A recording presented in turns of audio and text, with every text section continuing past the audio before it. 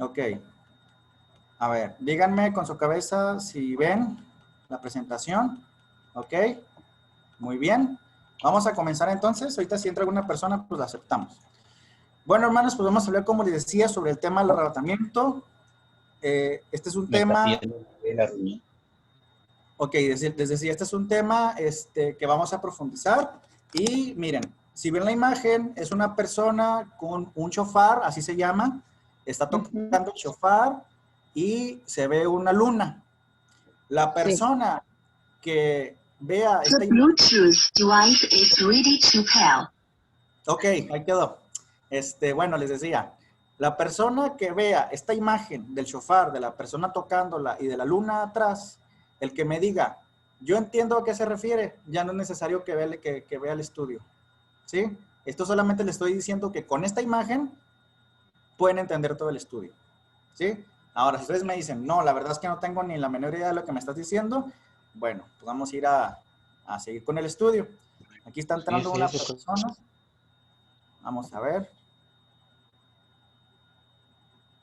Vamos a ver quién entró. Bueno, ahorita ahí sale después. Bueno, ahora, para comenzar el estudio, quiero yo, en lo personal, ponerles un pequeño fragmento de una alabanza que me gusta mucho y que habla precisamente sobre este tema. Voy a poner el play. Me dicen si escuchan el audio.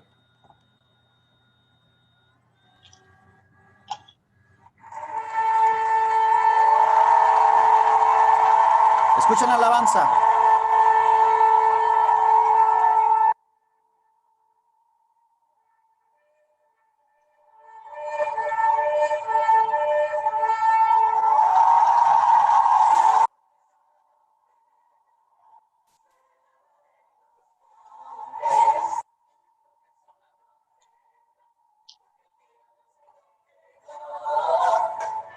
Toquéis la trompeta, suénala en los montes. Toquéis la trompeta, porque el día del Señor llegó. Aleluya, Señor poderoso.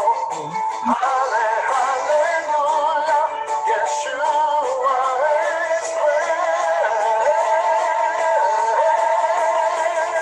Toquéis la trompeta, suénala en los montes. Toquéis la trompeta, porque el día del Señor llegó.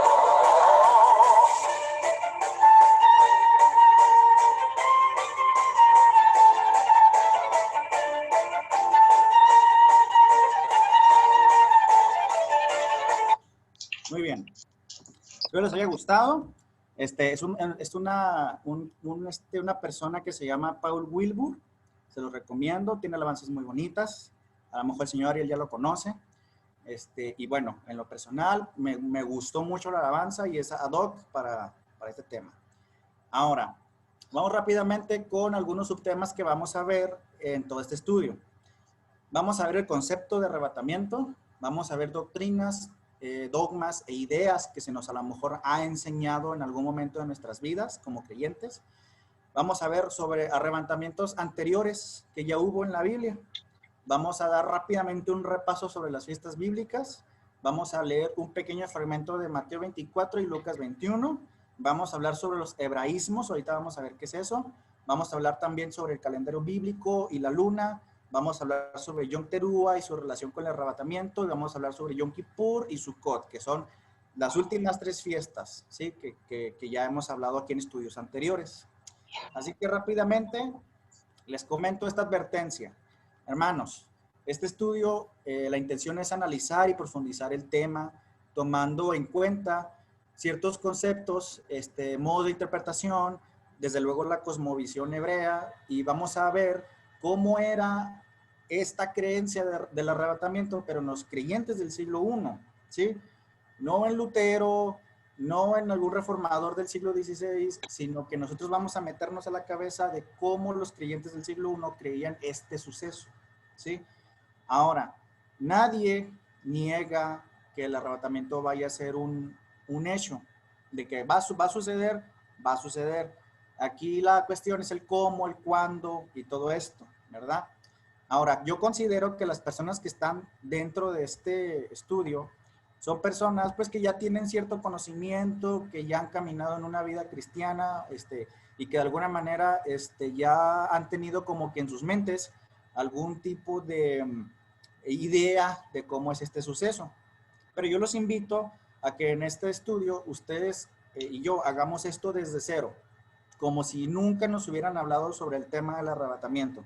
Porque como les digo, hay personas que a lo mejor ahorita cuando yo voy a estar conforme hablando, les puede resultar un poco extraño algo que yo voy a explicar, o que vaya a pensar, ah, caray, esto a mí nunca me lo dijeron, ¿verdad? O, ah, caray, esto choca con lo que yo creo. Entonces, necesito que sean humildes, que se dispongan a escuchar este estudio. Si quieren, al final, pues ya hacemos preguntas y respuestas. Muy bien. Ahora, rápidamente vamos a ver conceptos básicos sobre arrebatamiento. En lo que se le conoce como Antiguo Testamento, sí existe el término arrebatar. Hay dos términos. El primero es lakaj, que sería como tomar, arrebatar o llevar. Taraf sería arrancar, arrebatar y desgarrar. Ya en griego, en el Nuevo Testamento, vendría el término garpazo, que significa apoderarse o arrebatar. Y también otro término que es hai reomai, que significa tomarse para uno mismo. Ahora, estos términos, tanto en griego como en hebreo, los vamos a ir viendo conforme vayamos avanzando en el estudio.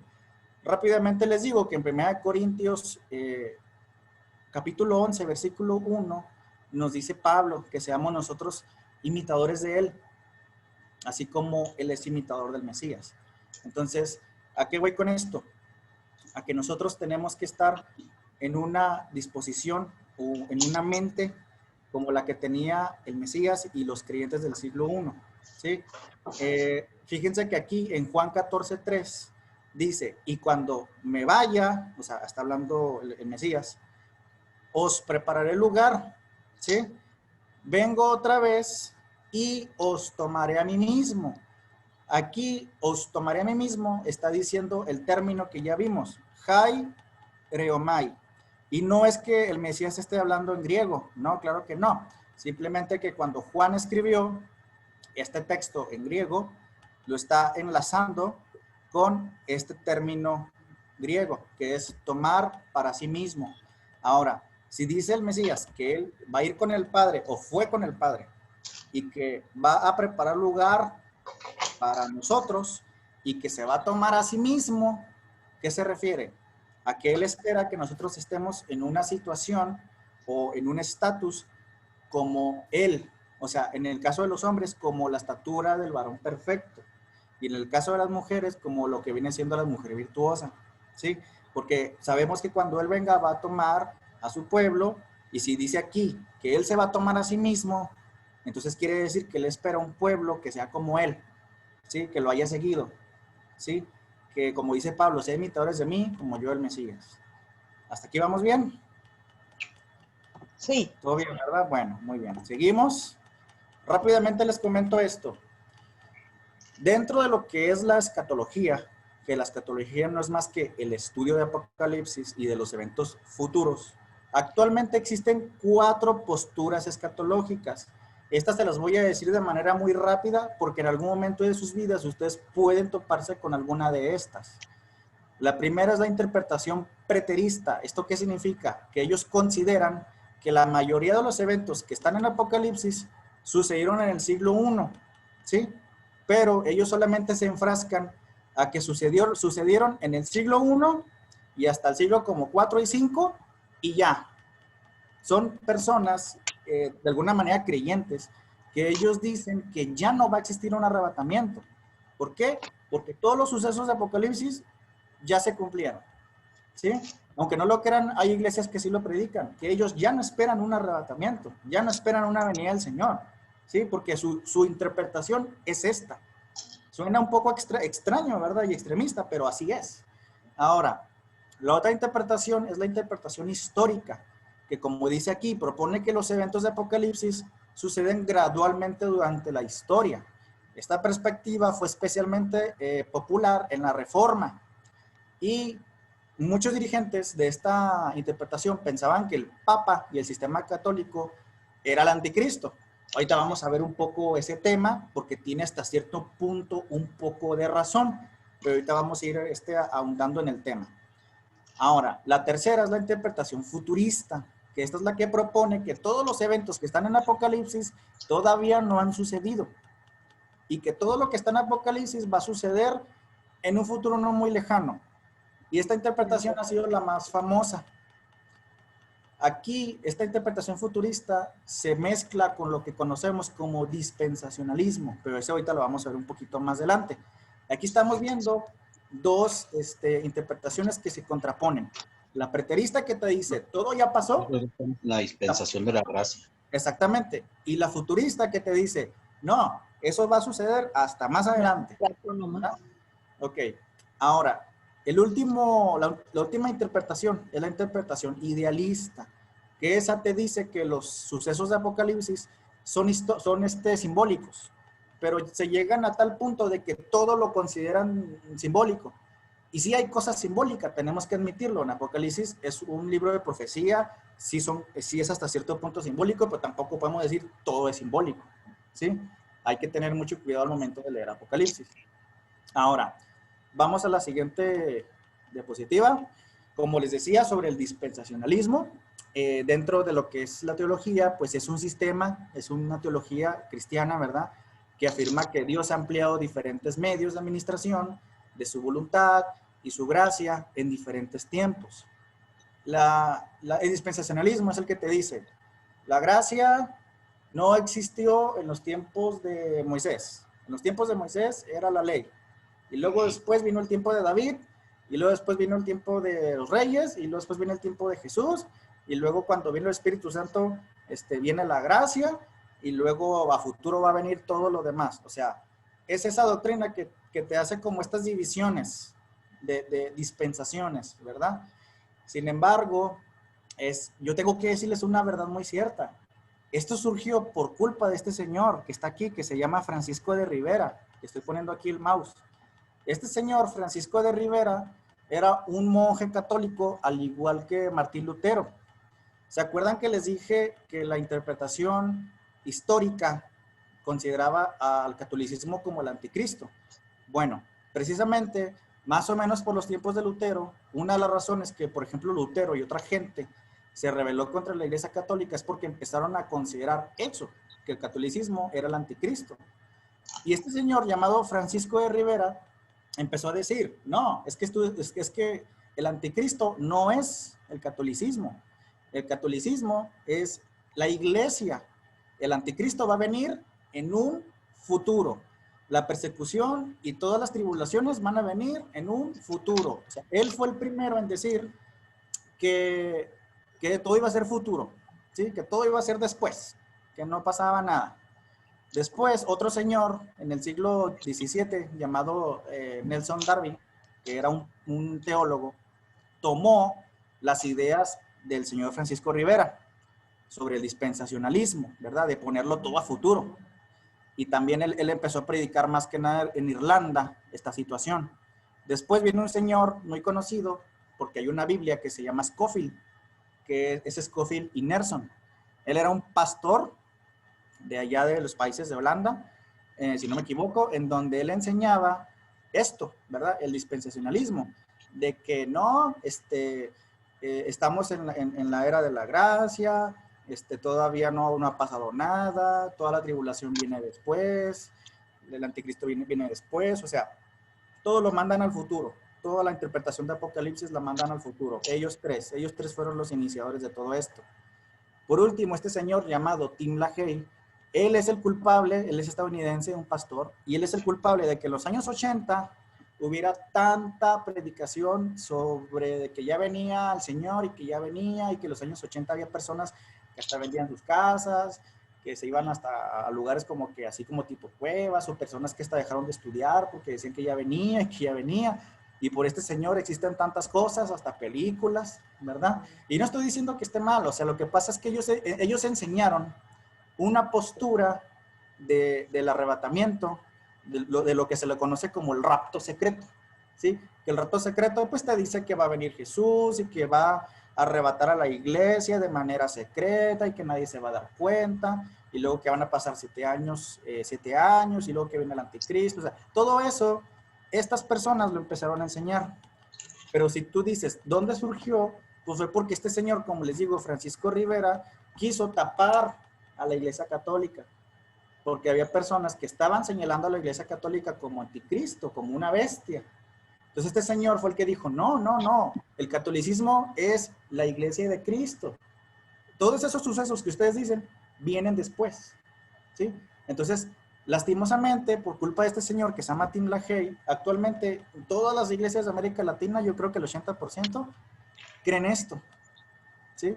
Del dispensacionalismo.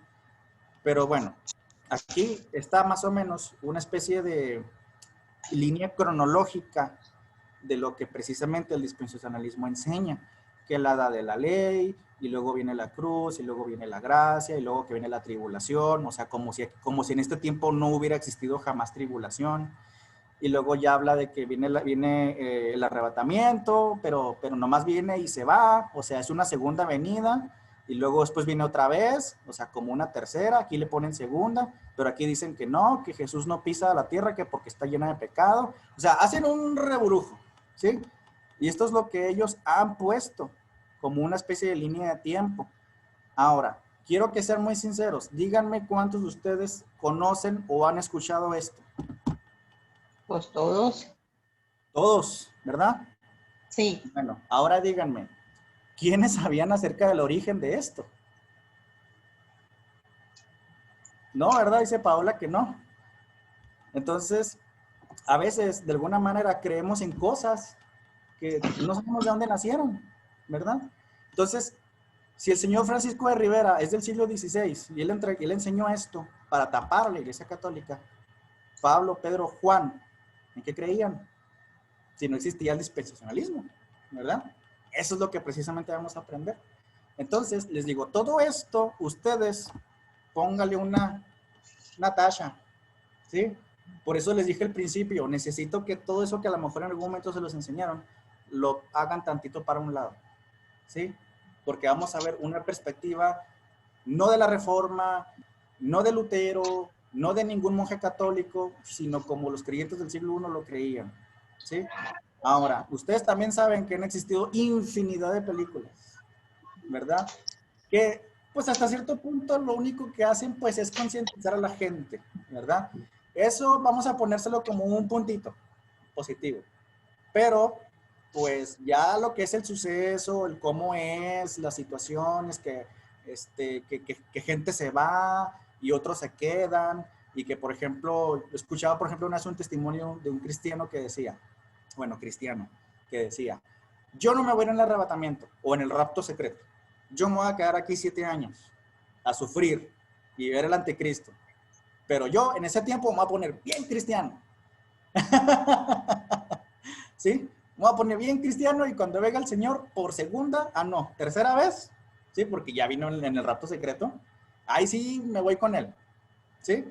Entonces, pues no. O sea, ¿cómo te pones a decir ese tipo de cosas, verdad? No, pues aquí me voy a quedar y voy a ver ante Cristo y voy a sufrir, pero lo que voy a hacer es que mientras no venga, vivo la vida como yo quiera, y ya cuando estén esos 7 años, ahora sí, bien cristianote. ¿Sí? Sí, más o menos me van entendiendo a qué me refiero. Entonces, estas películas también, si quieren verla como palomera, pues a lo mejor, ¿verdad? Pero no lo consideren como parte de, a lo mejor, de su fe o de la verdadera doctrina. Entonces, vamos a ver rápidamente sobre arrebatamientos anteriores. Por ejemplo, Enoc. Le pido por favor a Alan, si puede, que me lea Génesis 5:24 y Hebreos 11:5, por favor. Ok. Dice, y Enoc anduvo con Ja a Elohim y desapareció porque lo arrebató Elohim.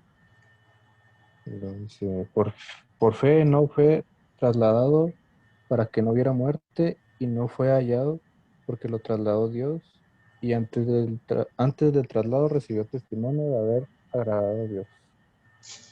Muy bien, muchas gracias. Enoc es uno de los, el primero que fue totalmente arrebatado, ya como dice Hebreos, ¿verdad? Pues nadie lo halló. El segundo fue Elías. Le pido por favor a mi primo que lea por favor Segunda de Reyes 2:10. Ah, perdón, 2:11. Cua- perdón. Y mientras ellos iban caminando y hablando, he aquí un carro de fuego con caballos de fuego apartó a los dos y Elías subió a los cielos en el torbellino. Ok, gracias. Pues aquí, bueno, este versículo rápidamente, ¿verdad? Bueno, va caminando Elías y Eliseo y pasa este suceso de que llega el carro de fuego y se lleva a Elías. Ahora, en el caso de Moisés, yo lo leo, que dice Judas 1:9, que mientras el arcángel Miguel estaba disputando con el diablo por el contenedor del cuerpo de Moisés, no se atrevió a proferir juicio de maldición, sino que dijo, el Señor te reprenda. ¿Sí? Aquí lo que podemos ver es que tanto Enoc como Elías sí fueron arrebatados de manera física, es decir, sus cuerpos fueron llevados, ¿sí? ¿Por qué les digo esto? Porque de repente hay como que ciertas doctrinas que te dicen, no, el cuerpo se va a quedar y nomás se va el alma. No, Enoc y Elías se fueron por completo. Moisés, él no fue arrebatado en el punto de vista como Enoc o como Elías, pero en el Pentateuco dice que cuando él fue enterrado, su cuerpo no fue encontrado. ¿Qué quiere decir? Que el Señor se lo llevó con todo el cuerpo, ¿sí? Entonces es por eso que aquí el arcángel Miguel estaba peleando con Satanás. Estaban peleando por el cuerpo. ¿Qué quiere hacer Satanás con el cuerpo? No sé. Pero aquí lo estaba, o sea, él quería el cuerpo, ¿sí? ¿Y eso qué significa? Que el Señor tiene el cuerpo, ¿sí? Hasta cierto punto también fue arrebatado. Entonces, no hay duda de que cuando sea el suceso del arrebatamiento, nos vamos completitos. Porque este cuerpo que está en corrupción va a ser transformado de manera incorruptible. Un cuerpo glorificado, pero bueno, ya vamos a ir viendo eso poco a poco. No me había fijado que aquí están los pastores. Bendiciones, pastores.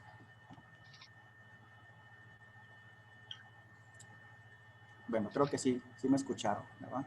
Bueno, rápidamente, si vamos hasta aquí bien, díganme si vamos hasta aquí bien. Amén. Muy bien.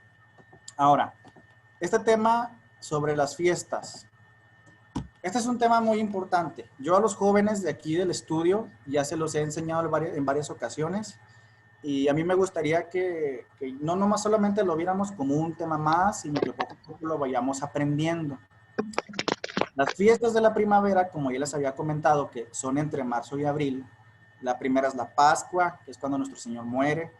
La segunda es Pan sin levadura, que es cuando el Mesías es sepultado. La tercera fiesta es la fiesta de las primicias, o primeros frutos, que es cuando el Mesías resucita, junto con más personas. Eso lo vamos a ver ahorita un poco más adelante. Ahora, aquí no puse la cuarta, no sé por qué, la voy a poner. Es la fiesta de Shavuot, ¿sí? Que sería Pentecostés. ¿Y qué es lo que sucedió? Vino el Espíritu Santo. Esto ya lo conocemos muchos por el pasaje de Hechos. Ahora, estas 4 ya las cumplió el Mesías en su primera venida, pero faltan otras 3. La primera es el día de la trompeta, en hebreo Yom Teruah, que esta está ligada totalmente con su segunda venida y con el arrebatamiento. Sí, esto lo vamos a ir viendo desglosando. La otra fiesta, la sexta, es el día del perdón o día de juicio, en hebreo Yom Kippur. Aquí es cuando el Mesías va a hacer juicio de las naciones. Ahorita vamos a hablar tantito sobre ese tema, ¿no? No vamos a profundizar, pero sí lo vamos a tocar. Y la última fiesta, la séptima, es la fiesta de los tabernáculos, en hebreo Sukkot, que es cuando el Mesías precisamente nace. Ese sería otro tema para otro estudio, el nacimiento del Mesías en la fiesta de Sukkot, y es cuando Dios va a instalar la nueva Jerusalén en la tierra, una vez que la tierra sea renovada. Una vez que ya vino el Mesías, ya se hizo el juicio de las naciones, se renueva la tierra, se instala la nueva Jerusalén en la tierra. Ahora, estos versículos son muy importantes, porque Colosenses 2:16 les dice Pablo a los colosenses: por tanto, nadie os juzgue en comida o en bebida, o respecto a fiestas, o en novilunio, que es la luna nueva, o en Shabbat. ¿Por qué? Porque todo es sombra de las cosas venideras, pero la realidad es el Mesías. ¿Por qué le puse aquí en rojo cosas venideras? porque los cristianos de la iglesia de Colosenses estaban empezando a festejar precisamente las fiestas, pero como ellos eran cristianos o creyentes de origen griego, los griegos se burlaban de ellos porque les decían, ustedes son griegos, no son judíos o no son hebreos, ¿sí? Entonces por eso Pablo les dice, nadie los juzgue, ¿sí? Por la comida, por la bebida o por las fiestas o por la luna o por el Shabbat, porque todo esto es sombra del Mesías, de las cosas venideras. ¿Y cuáles faltan? Estas tres, ¿sí? Eso hay que tenerlo muy pendiente, todavía faltan 3 fiestas. Así que no podemos decir que el Antiguo Testamento está abolido, claro que no. ¿Vamos bien hasta aquí? Muy bien. Ahora vamos a leer unos pequeños pasajes de Mateo 24. Yo les voy a pedir que en sus casas oren al Señor y lo lean para poder complementar este estudio. Vamos a leer algunas, ¿cómo se dice? Algunos pasajes y yo quiero que algunas personas me apoyen. Vamos a ver, por ejemplo, ¿dónde está? A ver, Paola, por favor, aviéntate toda esta plantilla, por favor. Y saliendo Jesús se iba del templo, cuando sus discípulos se acercaron para mostrarle las edificaciones del templo. Tomando entonces la palabra, él les dijo, Ahorita si le dice a usted que me lo van a poner aquí en pantalla. ¿veis todas estas cosas? De cierto os digo, de ningún modo quedará... Espérame tantito, Paola, por favor. Hermanos, hermanos, les pido que apaguen su micrófono para que aquí Paola pueda leer, por favor. Continúa, Paola, en el 24.2, por favor. Tomando entonces la palabra, él les dijo, ¿veis todas estas cosas? De cierto os digo, de ningún modo quedará aquí piedra sobre piedra que no sea totalmente derribada. Y estando sentado en el monte de los olivos, se le acercaron los discípulos en privado, diciendo, dinos, ¿cuándo será esto? ¿Y cuál la señal de tu venida y de la consumación de la era? Si quieres hasta ahí, Paola. Muchas gracias. Miren, hermanos, aquí estos 3 versículos son muy importantes, porque aquí le preguntan los discípulos a Jesús cuándo van a ser los sucesos de la destrucción del templo. Pero aquí le están preguntando 3 cosas en uno. 1, ¿cuándo va a ser esto? O sea, la destrucción del templo. 2, ¿cuál va a ser la señal de tu venida? ¿Sí? 3, ¿y cuál es la señal de la consumación de la era? Cuando decimos la consumación de la era, se refiere a cuando ya se termina todo lo que conocemos actualmente en esta tierra y cuando viene ya nuestro Señor y que instala la nueva Jerusalén. Entonces aquí los discípulos están preguntando 3 cosas, ¿sí?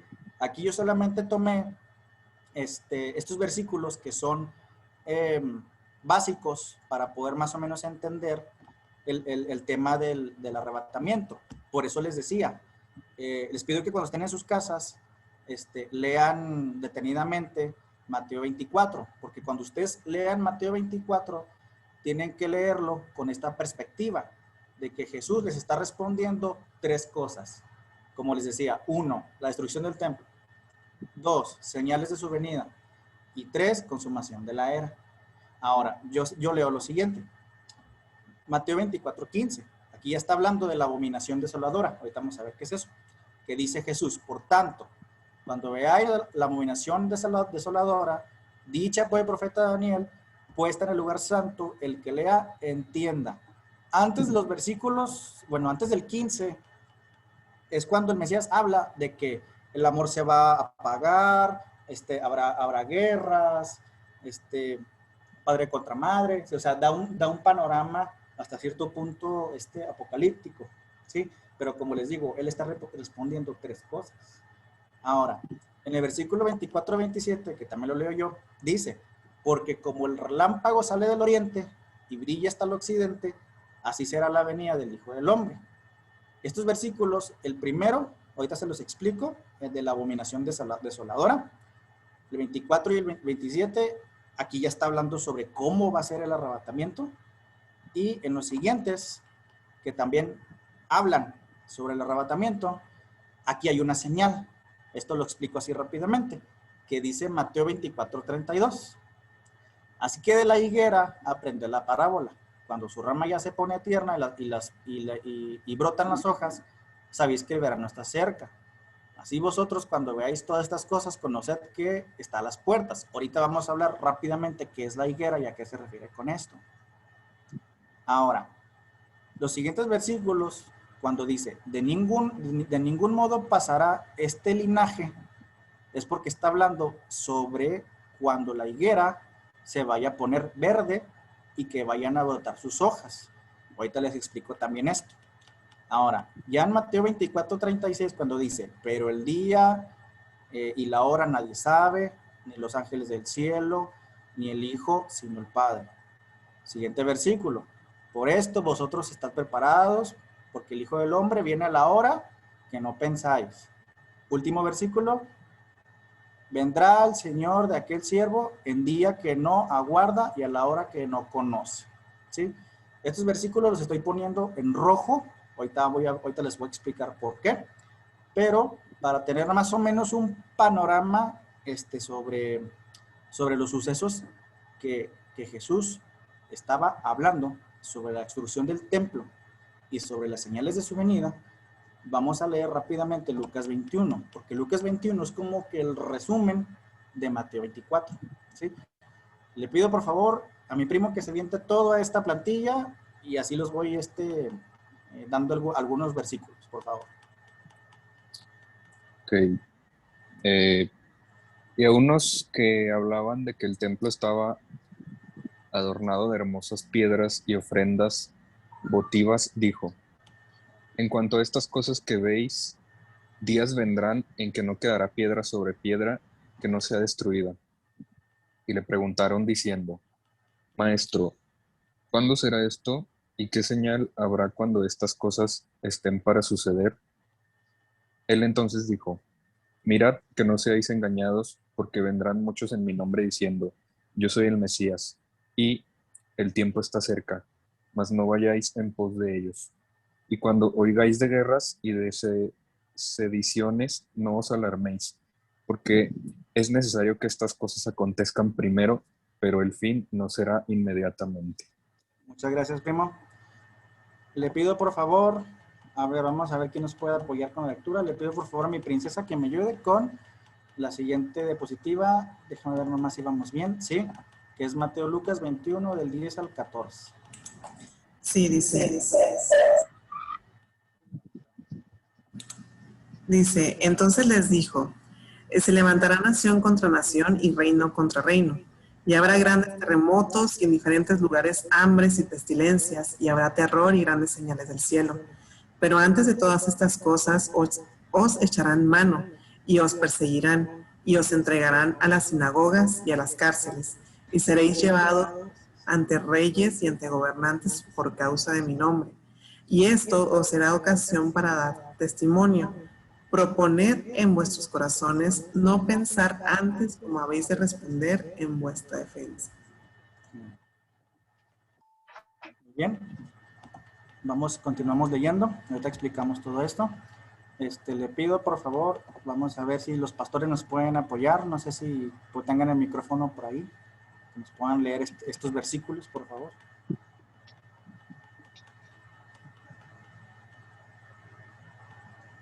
Creo que no sé si no tengan el micrófono activado o si no puedan.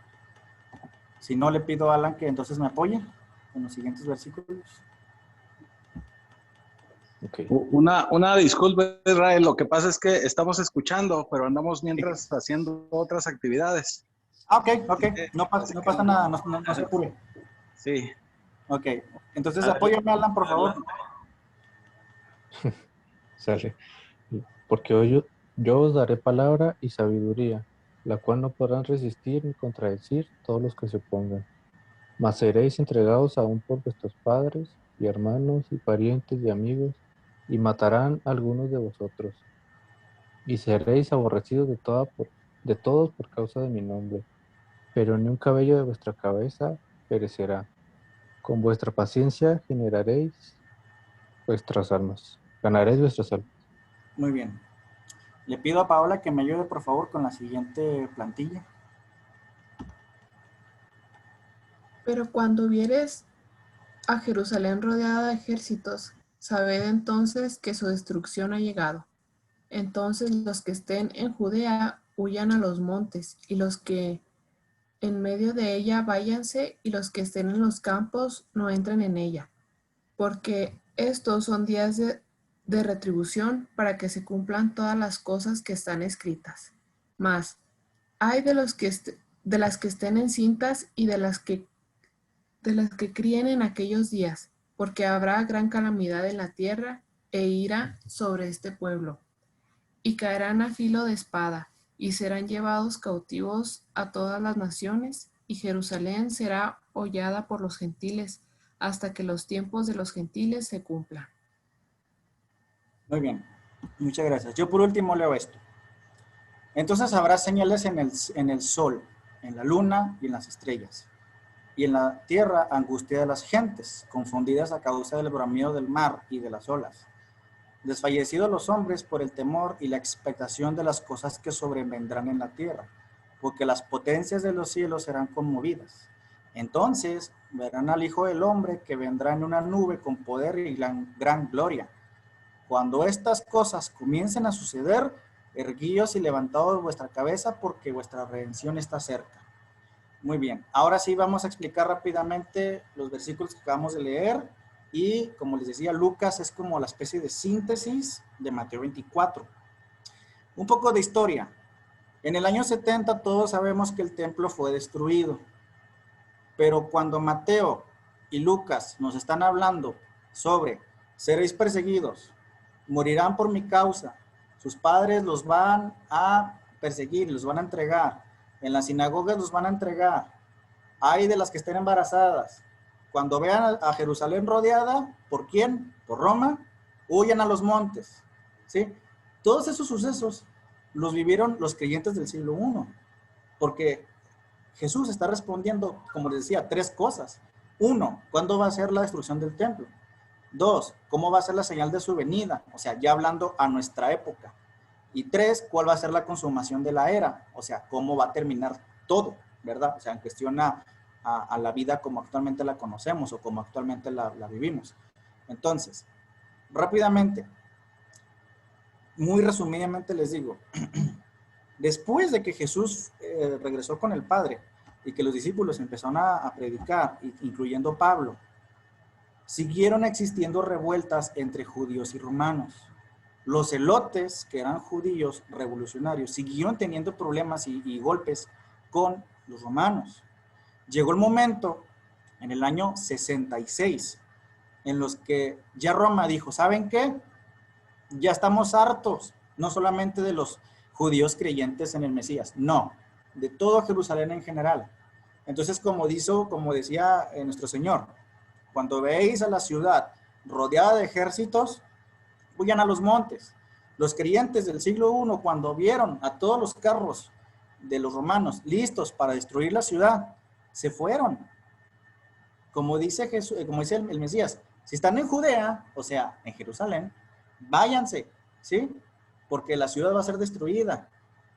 Cuando los primeros creyentes se fueron, los judíos no creyentes en el Mesías los tacharon de traicioneros por no defender Jerusalén, ¿sí? Hubo una destrucción o una tribulación en Jerusalén como nunca, porque toda la ciudad fue destruida, fue hollada y el templo también, y no quedó piedra sobre piedra, ¿sí? Cuando dice, ay de las que están embarazadas, es porque los romanos eran las primeras mujeres a las que agarraban y golpeaban y mataban, y a los niños también. No sé por qué siempre se ha dado la idea de que las embarazadas, cuando venga el arrebatamiento, el bebé se le va a salir de la panza, y ponen este versículo. No, es porque las mujeres que estaban embarazadas en el siglo I fueron las primeras en morir, ¿sí? Y que literalmente las mataban, las abrían y les sacaban los bebés. Eso fue una atrocidad que Roma hizo en el año 70. Los apóstoles murieron entre el año 66 y el año 68, ¿sí? Juan fue el único que quedó vivo, ya sabemos la historia, que fue a la isla de Patmos, y en esa isla que escribió el Apocalipsis, ¿sí? Pero cuando ustedes lean Mateo y Lucas y que habla sobre tribulación, primero habla sobre la tribulación que ya pasó y ya sucedió en el siglo I. ¿Sí? Esto puede sonar hasta cierto punto preterista, como ahorita les decía, ¿verdad? De que ya todo pasó, pero no, sino que cuando ya sucedió, la tribulación siguió. ¿Y quién fue el primero en sufrirla? Esteban. Y de ahí en adelante, hasta la fecha, ha existido tribulación. No podemos decir como los futuristas o el dispensacionalismo que nada ha pasado. Porque estos versículos que ya leímos que sucedieron en Jerusalén, dicen que todavía no ha pasado, que va a suceder. ¿Sí? Entonces no cuadra, porque ¿cómo voy a estar yo aquí en mi país y cuando vea la ciudad rodeada por carros, pues, ¿carros de quién? ¿Verdad? Y ve a los montes, porque estás en Judea, vete a los montes. Pues ¿cómo? Si quieren me voy aquí al cerrito, ¿verdad? Pero sí, así me explico. O sea, el dispensacionalismo pone todos esos eventos a futuro. Pero historiadores como Flavio Josefo han dicho que esto ya sucedió y que los creyentes sufrieron también esto y que le hicieron caso a nuestro Mesías y se fueron. ¿Sí? Entonces, cuando dice, por tanto, cuando veáis a la abominación de la desolación, dicha por el profeta Daniel, puesta en el lugar santo, el que lea entienda. ¿A qué se refiere? Se refiere a dos cosas que también ya sucedieron. Antes de los romanos estaban los griegos y un rey llamado Antíoco Epífanes, que él fue el que sitió o invadió Jerusalén. Él entró al templo y sacrificaba cerdos. Imagínense esa abominación, sacrificar cerdos. Y luego cuando vino Roma y que destruyeron la ciudad, antes de destruir el templo, se metieron al templo e hicieron una mega orgía. Y también hicieron sacrificios a un dios que ellos tienen, que era Júpiter. Eso es lo que Mateo habla cuando dice, cuando veáis a la abominación de la desolación. ¿Sí? Que ya sucedió con los griegos y sucedió con Roma, que se metieron al templo e hicieron estas cosas. Ahora, Lucas 21:20 y Lucas 21:24, cuando dice, pero cuando veis a Jerusalén rodeada, a los ejércitos, sabed que su destrucción ha llegado. ¿Sí? Es cuando está hablando de esto de que Jerusalén fue destruido. Y cuando dice, y caerán a filo de espada y serán cautivos a todas las naciones, y Jerusalén será hollada por los gentiles, es porque después de que Roma expulsó a todos los judíos, ¿sí? Jerusalén fue hollada por gentiles, es decir, ahí vivieron gentiles y no les permitían a los judíos entrar. De hecho, hubo ciertas revueltas que quisieron volver a retomar Jerusalén en el año 110 más o menos, que precisamente es lo que vamos a ver, miren. Rápidamente les digo, después de los acontecimientos del Mesías y de que Jerusalén fue destruida, vino un falso Mesías llamado Bar Koshiva, que un rabino llamado Rabino Akiva, él, a manera de motivar a los judíos para volver a retomar Jerusalén, les dijo, miren, aquí está el Mesías, y el Mesías se llama Bar Koshiva. ¿Y por qué creían que él era el Mesías? Porque el término Koshiva o Koshiva viene de Números 24:17, que dice, lo veré, pero no ahora, lo contemplaré, pero no cerca, surgirá una estrella en hebreo, así es, Koshba o Koshiva, ¿sí? Y porque él se llamaba así, consideraban que él ya era un Mesías, ¿sí? Entonces hubo personas que después de Jesús se empezaron a llamar Mesías, y este es uno de ellos. Y el rabino Akiva motivó tanto a judíos celotes revolucionarios como a fariseos, como a saduceos, a que apoyaran a este falso Mesías. Y se hizo una revuelta en el año 125 después del Mesías. ¿Y qué sucedió? Que en ese entonces ya estaba Adriano como emperador de Roma. Y Adriano destruyó y mató a Bar Koshiva, y mató al rabino Akiva, y mató a todos los judíos que se fueron a rebelar. Y él, harto de Jerusalén y de los judíos, le quita el nombre a Jerusalén de Jerusalén y le pone Palestina. ¿Sí? Ahí viene el término Palestina. ¿Sí? Porque hay dos posturas. Según los historiadores, hay dos formas de por qué Adriano le puso Palestina. Uno es en honor al monte Palatino, que es un monte que está cerca de lo que es el Vaticano actualmente, un monte. Y otro es porque Adriano les preguntó a los historiadores romanos, a ver, díganme quién es el nombre de los enemigos de Israel. No, pues que los filisteos. Ok, filisteo en latín pasó a palestino o palestino.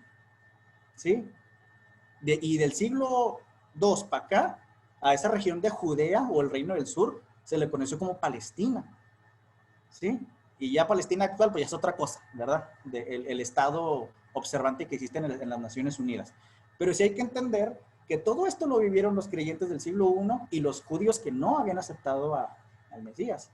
Y pocos que quedaron vivos fueron al norte, otros se fueron a España o Sefarad, otros se fueron a África y hubo una dispersión, ¿verdad? Este es otro tema ya, ¿verdad? Pero lo que voy es que los sucesos que están en Mateo y que están en Lucas sucedieron en el año 70, pero cuando habla de que veréis señales en el cielo, veréis terremotos y otro tipo de situaciones, y esas ya son más para acá, para nuestro tiempo. Pero terremotos, maremotos, todo este tipo de desastres naturales han existido desde siempre. Entonces les digo, no podemos decir que no ha pasado nada, como lo dice el dispensacionalismo. Claro que sí, ya ha pasado y sigue pasando. Y la tribulación sigue sucediendo. ¿Sí vamos bien? No sé si más o menos, díganme, están muy serios, díganme si vamos bien, si me estoy explicando bien, ¿verdad? Ok, ok. Muy bien, seguimos. Ahora, el tema de la higuera, esto es muy sencillo. La higuera, hermanos, cuando el Mesías habla sobre la maldición de la higuera, es porque la higuera siempre representó a los líderes judíos, ya sea fariseos o ya sea saduceos.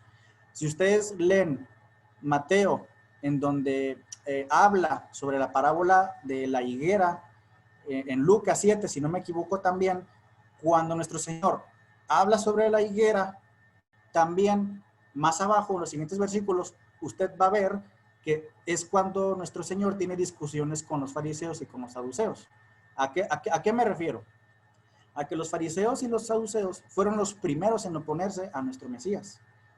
Entonces, cuando Jesús maldice la higuera, que dice que él iba caminando y que la vio, y que la maldijo porque no encontró fruto, y que le dijo, nadie coma más fruto de ti, fue porque en ese momento él estaba maldiciendo de manera simbólica a los líderes religiosos, a los fariseos y a los saduceos que estaban coludidos con Roma, ¿sí? Ahora, cuando Mateo dice, así que de la higuera aprende la parábola, cuando su rama ya se pone tierna y brotan las hojas, o sea, está hablando de hojas y no de fruto, ¿sí? Sabéis que el verano está cerca. Cuando dice que el verano está cerca, se refiere a su venida. Así vosotros, cuando veis estas cosas, o sea, que vean a la higuera reverdecer, conocerán que está a las puertas. ¿Qué? Su venida. De cierto os digo que de ningún modo pasará este linaje hasta que sucedan todas las cosas. Pregunta, ¿cuándo se fundó el Estado de Israel? ¿Cuándo reverdeció la higuera? ¿Cuándo reverdeció ese sistema religioso farisaico, saducaico? En 1948, cuando se fundó el Estado de Israel. Y si dice Jesús, no pasará este linaje, o sea, esta generación, ¿cuánto vive una generación? Salmos 90:10. Los días de nuestros años son 70 y los más robustos, 80. Vamos a hacer rápidamente una resta. Estamos en el 2021, menos 1948, el Estado de Israel actualmente tiene 73 años. ¿Sí? Entonces, nosotros no sabemos cuándo vaya a venir el Mesías, o sea, en cuestión a entre 70 y 80 años, ¿verdad? Pero sí tienen ustedes que tener muy en mente que el actual Estado de Israel representa esa higuera que reverdeció y que es más que el mismo sistema farisaico y el mismo sistema saducaico. Ese ya sería otro tema para otro estudio, ¿verdad? Sobre lo que es la cuestión del Estado de Israel y el sionismo. Pero nuestro Mesías nos dijo, cuando ustedes vean a este sistema reverdecer, cuidado. ¿Por qué? Porque no pasará de esa generación. La generación que vea nacer otra vez ese sistema y al Estado de Israel es porque el verano está cerca. Su venida está cerca. ¿Sí? ¿Hasta aquí vamos bien? No se me asustan porque los veo como con cara de, ay, canijos. Muy bien. Rápidamente les digo sobre los hebraísmos. Estos textos que les estoy poniendo con rojo, ya los leímos hace unas diapositivas atrás.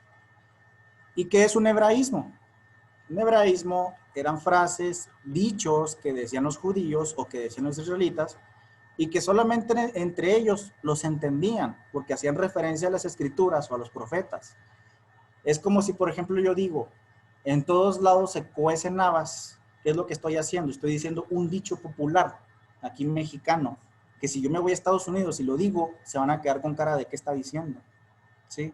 En la escritura hay demasiados hebraísmos, frases que nuestro Mesías y los discípulos hablaron y que las personas que lo escuchaban sabían de qué estaba hablando. Y eso es lo que vamos a entender, porque hay muchos hebraísmos acerca del arrebatamiento. Y es lo que vamos a entender. Estos versículos, les digo, que están en rojo, relámpago que sale del oriente, la gran trompeta, porque se acerca el día y la hora nadie sabe, a la hora que no pensáis, no guarda y a la hora que no conoce, son hebraísmos. Conforme vayamos caminando en este tema, en este estudio, vamos a ir entendiendo qué se refiere a esos hebraísmos. ¿Estamos bien? Muy bien. Calendario bíblico, rápidamente. El 13 de marzo de este año, inició el año bíblico, ¿sí? No es en enero, es conforme a la luna. Entonces, les digo, entre el 13 y el 14 de marzo fue el día 1 del mes primero. Y luego, el 28 de marzo fue la fiesta de la Pascua, que si se acuerdan, hermanos, fue cuando les di el estudio. Bueno, fue un día anterior, el estudio de la Pascua, ¿sí? El 16 de mayo, que pasó hace poco, fue la fiesta de Pentecostés, ¿sí? Y rápidamente, el 16 de septiembre sería el lunes 6 de septiembre, sería cuando estemos por iniciar la séptima fiesta, la quinta fiesta de las trompetas. Esto grábenselos muy bien. Ahorita vamos a hablar sobre el tema de la luna, ¿sí? Entonces, sería también el inicio del mes séptimo. La fiesta de las trompetas es el día 1 del mes séptimo. Y por lo regular la luna está así, oscura. Pero ahorita vamos a ver por qué está oscura y qué es lo que sucede, ¿verdad?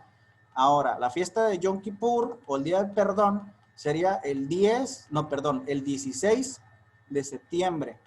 Es decir, 10 días después. Aquí es el día 1, aquí es el día 10. Y la fiesta de Sukkot o tabernáculos sería el lunes 20 de septiembre de este año. ¿Por qué les digo que sería? Porque la luna es variable. Yo cuando he estado con amigos, en otras congregaciones, decíamos, oye, ¿cuándo va a ser Pascua? Déjame checo la aplicación, porque estas fotos son de una aplicación que yo tengo. Oye, pues mira, aquí dice que va a ser el martes 12, ¿verdad? Y conforme pasaban los días, oye, vamos a checar cuándo va a ser Pascua. Y yo lo checaba, caray, ya cambió. ¿Por qué? Porque la luna tiene entre 28 y 30 días y es variable, ¿sí? Uno no sabe el día y la hora cuando la luna vaya a cambiar, ¿sí? Ahorita vamos paso por paso, ¿sí? Pero creo que ya poco vamos entendiendo. Entonces, les digo, estas son las tres fiestas, las tres que faltan en este año. Lunes 6 de septiembre, fiesta de las trompetas. Jueves 16 de septiembre, fiesta de Yom Kippur, Día del Perdón o Día del Juicio. Y lunes 20 de septiembre sería la fiesta de los tabernáculos o Sukkot. Ahorita vamos a ondear más sobre este tema. Muy bien. Rápidamente, hermanos. Yom Teruah. Vamos a hablar sobre la fiesta de Yom Teruah o la fiesta de las trompetas, o también conocido como el Día del Clamor. Le pido por favor a mi primo que se aviente Levítico 23-24 y que nos ayude también Alan con Levítico 23-25, por favor.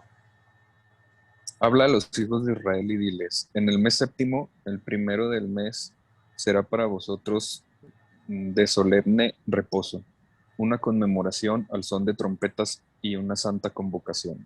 Muchas gracias, primo. No haréis ningún trabajo de servidumbre y haréis acerca de ofrenda y ante mí. Muchas gracias. Ok, aquí les puse en rojo dos términos. Conmemoración y trompetas.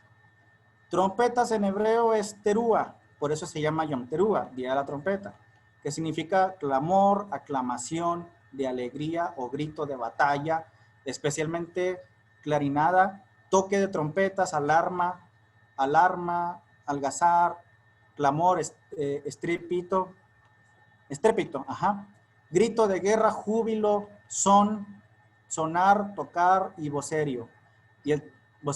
Y el término conmemoración en hebreo es zikron, que significa recuerdo, memoria, memorial, monumento, conmemoración, recuerdo, recordativa, ¿sí? Aquí estos términos, grábenselos, clamor, trompeta, estruendo, ¿sí? Todos estos, tocar, trompetas, toque, apréndanselos porque los vamos a ir viendo poco a poco. Ahora, trompetas, el toque de las trompetas, que en hebreo es shofar, ¿sí? Trompetas, no se las imaginen como así como los reyes, no, como en las películas, no. Un cuerno de carnero, ¿sí? Fíjense lo que dice Números 10:2.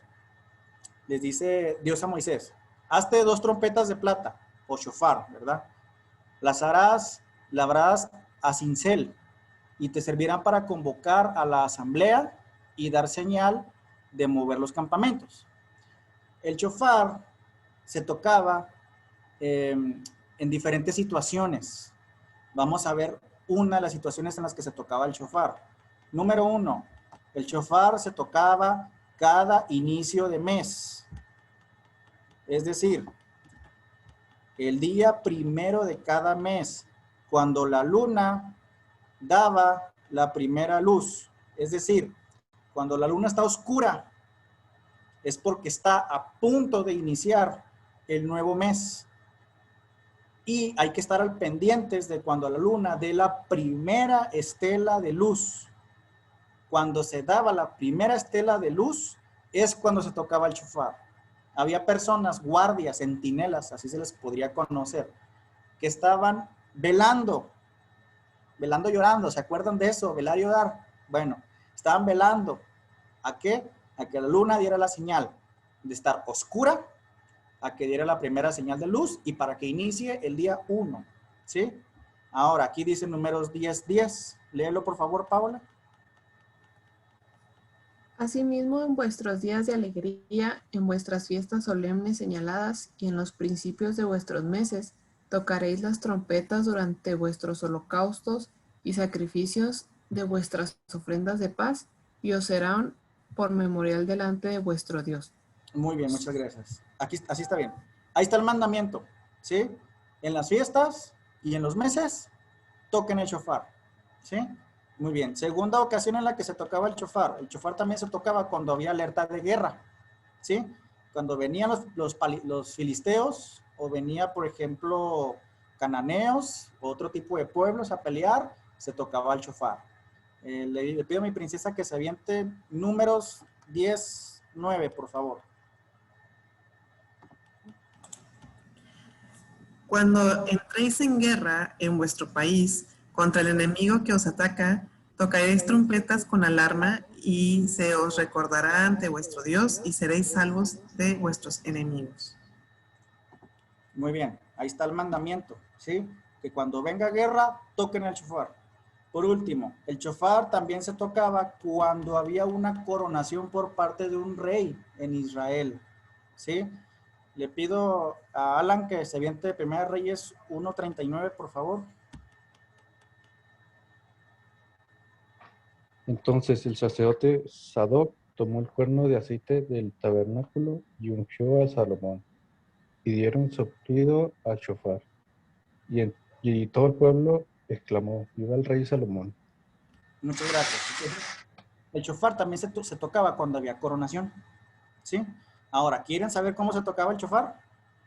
Aquí los tengo. Vamos a escuchar cómo se tocaba el shofar cuando había una coronación. Ahí va.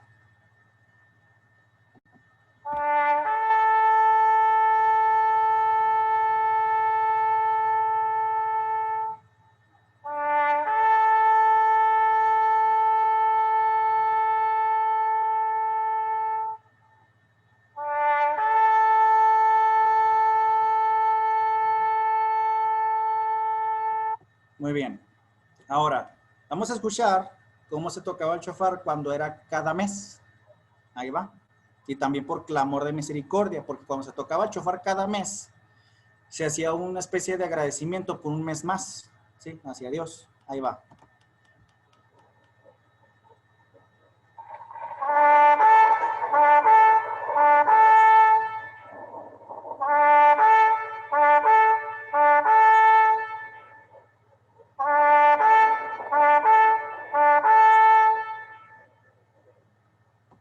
Listo. Por último, toque del shofar, pero para guerra. Ahí les va.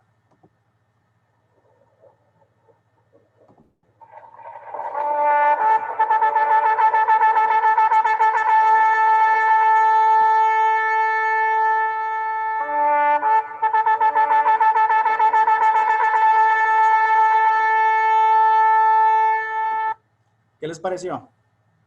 Impresionante, ¿verdad? Al menos yo cuando lo escucho me siento como en ese momento, ¿sí? Porque los israelitas tenían que escuchar el sonido del shofar y tenían que saber a qué se refiere, ¿sí? Muy bien, seguimos. Ahora, el Mesías y Yom Teruah. Fíjense que Yom Teruah, como les decía, es una fiesta que todavía no se ha cumplido de manera profética. Falta que el Mesías venga y la cumpla. Pero fíjense que los judíos ortodoxos que actualmente viven en el Estado de Israel festejan la fiesta de Yom Teruah hasta cierto punto, claro, con sus rituales y sus creencias, ¿verdad? Pero fíjense que ellos saben que es una fiesta de alarma, pero no saben por qué la alarma, ¿sí? O sea, como ellos no creen en el Mesías, saben que es una fiesta de alarma hasta cierto punto, pero no saben alarma a qué. Ahí les está faltando el complemento, ¿sí? Y ahorita vamos a ir viendo a qué me refiero con el complemento. Ahora, rápidamente les voy a leer estos dos versículos de 1 Tesalonicenses 4:16. La primera es la versión Reina Valera, la segunda es la versión israelita Nazarena. Fíjense lo que dice aquí. Porque el Señor mismo, con voz de mando, con voz de arcángel y con trompeta de Dios, descenderá del cielo y los muertos en Cristo resucitarán primero. Ok, ahora, otra versión que me gusta más porque especifica un poco más esta situación, dice, porque el Maestro mismo descenderá del cielo con aclamación. ¿Y qué dijimos que significaba aclamación en hebreo? Teruah, ¿sí? Con voz de príncipe y de los mensajeros y con trompeta, otra vez Teruah, poderosa. Y los muertos en el Mesías resucitarán primero, ¿sí? Ahora, los versículos de abajo. Le pido por favor a mi primo que se viente el primero, Alan el segundo, Paula el tercero y mi princesa el último, por favor. Entonces aparecerá en el cielo la señal del Hijo del Hombre, y todas las tribus de la tierra se lamentarán entonces, y verán al Hijo del Hombre venir sobre las nubes del cielo con poder y gran gloria. Y enviará a sus ángeles con gran trompeta y reunirá a sus escogidos de los cuatro vientos y de un extremo al otro extremo de los cielos. He aquí os digo un misterio. No todos dormiremos, pero todos seremos transformados.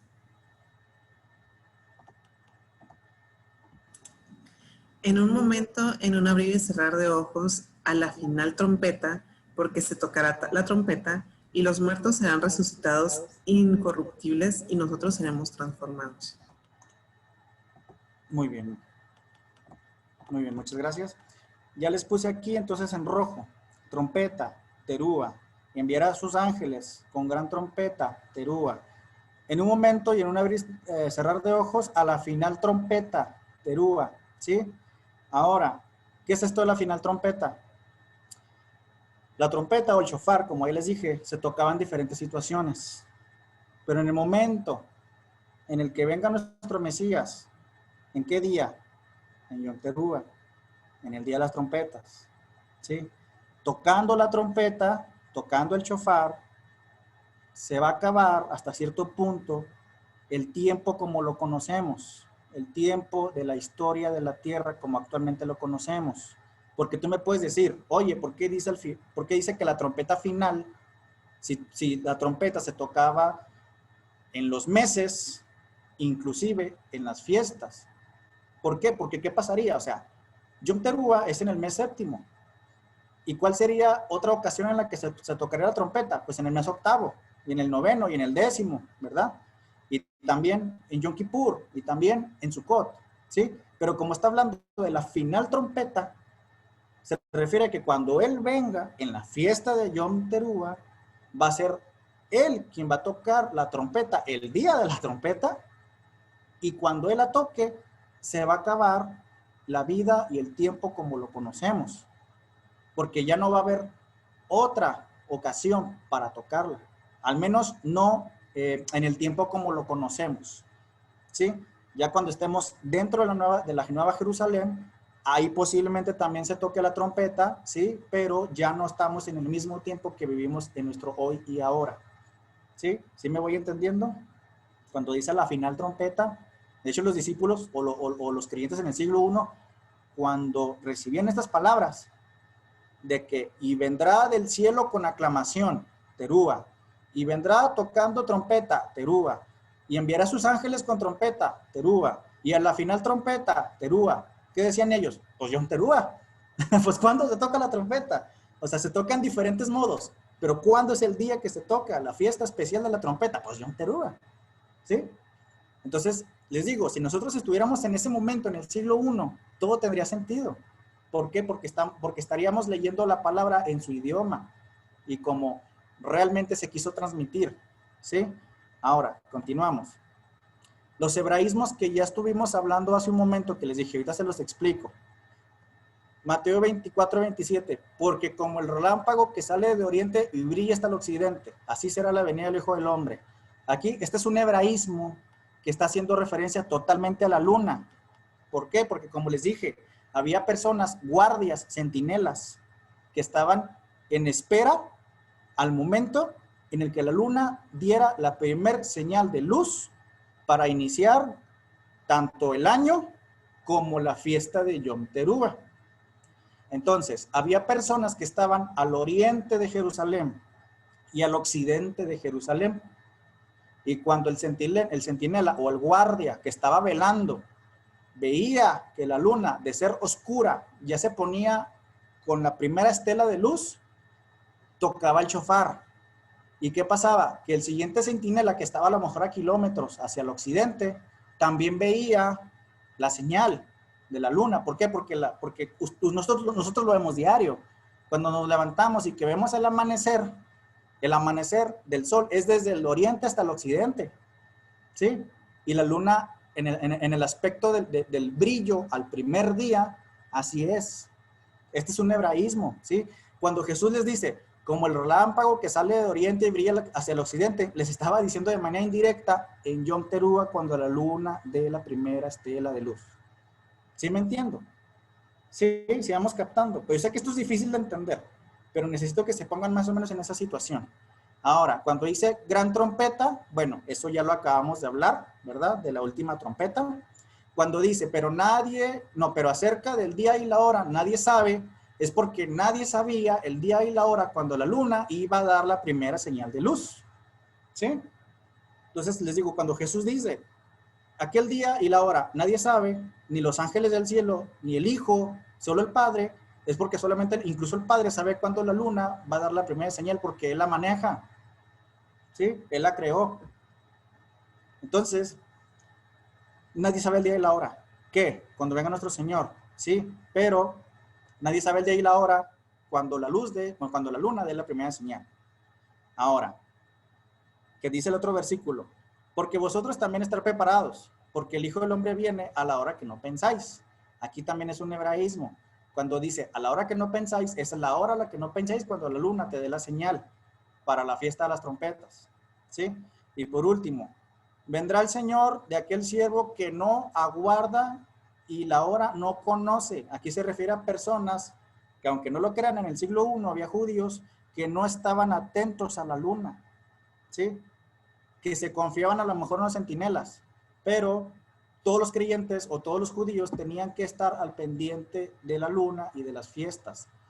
¿Qué es lo que nos está diciendo el Mesías? Estén al pendiente de las señales, estén al pendiente de la luna, estén al pendiente de las fiestas, porque yo voy a venir en Yom Teruah, ¿sí? Ahora, ahorita vamos a hablar un poco más sobre esto. Ahí va. ¿Cómo será entonces el arrebatamiento? ¿Qué sucesos habrá antes? Ya sabemos que será en Yom Teruah, que tenemos que estar velando y estar al pendiente de la luna, que lo que nuestro Señor decía sobre que el día y la hora nadie sabe, es porque está hablando acerca del primer día del mes séptimo, ¿verdad? Pero fíjense lo que dice Joel. El sol se convertirá en tinieblas y la luna en sangre. Esto ya ha pasado desde el siglo I hasta hoy. Ha pasado, y si no me creen, vayan a Google y chequen los registros históricos de cuántas veces han existido eclipses y lunas de sangre. ¿Sí? Hasta la fecha. Hace poquito hubo una luna de sangre y hubo un eclipse de sol que no se vio acá en Occidente, pero sí se vio en Oriente. Antes, ¿sí? O sea, la luna y el sol les pasará esto antes de que llegue el día del Eterno. Cuando dice el día del Eterno, grande y temible, se refiere al juicio que va a haber hacia las naciones, que como ya vimos va a ser en Yom Kippur. Ahorita eso lo vamos a ver un poco más adelante. Mateo 24:29, en rojo les puse, el sol será oscurecido y la luna no dará su resplandor, las estrellas caerán del cielo. Está hablando de lo mismo. Marcos 13:24, el sol y la luna no darán su resplandor, es lo mismo. Lucas 21:25, y habrá señales en el sol, la luna y las estrellas. Está hablando de lo mismo. Y por último, Hechos 2:20, el sol se convertirá en tinieblas y la luna en sangre, antes de que venga el día grande y glorioso del Señor. Aquí está hablando, como les digo, de estos sucesos que todavía no se han cumplido. 1, la venida de nuestro Señor en Yom Teruah. 2, el juicio de las naciones en Yom Kippur. 3, ya la fiesta de los tabernáculos, donde se instala la nueva Jerusalén en la tierra. ¿Sí? Esos sucesos astronómicos tienen que suceder y, como les digo, suceden y seguirán sucediendo. Son avisos. ¿Sí? ¿Hasta aquí vamos bien? Díganme si vamos bien. Bueno, continúo. Ahí va. Ahora, como ladrón en la noche, lo ponemos en pregunta, porque aquí hay otro hebraísmo cuando decimos como ladrón en la noche. Le pido por favor a mi princesa que se aviente los primeros dos. Le pido a Paola que se aviente los otros dos, que es el 44 y el 36. Y luego Alan se avienta el 37 y el 38. Y mi primo se avienta el último, por favor.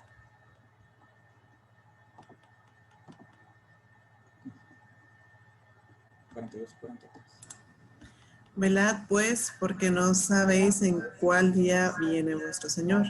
Pero sabed esto, si el dueño de la casa hubiera sabido a qué hora de la noche vendría el ladrón, velaría y no permitiría que se horadara su casa. Por esto, vosotros también estad preparados, porque el Hijo del Hombre viene a la hora que no pensáis.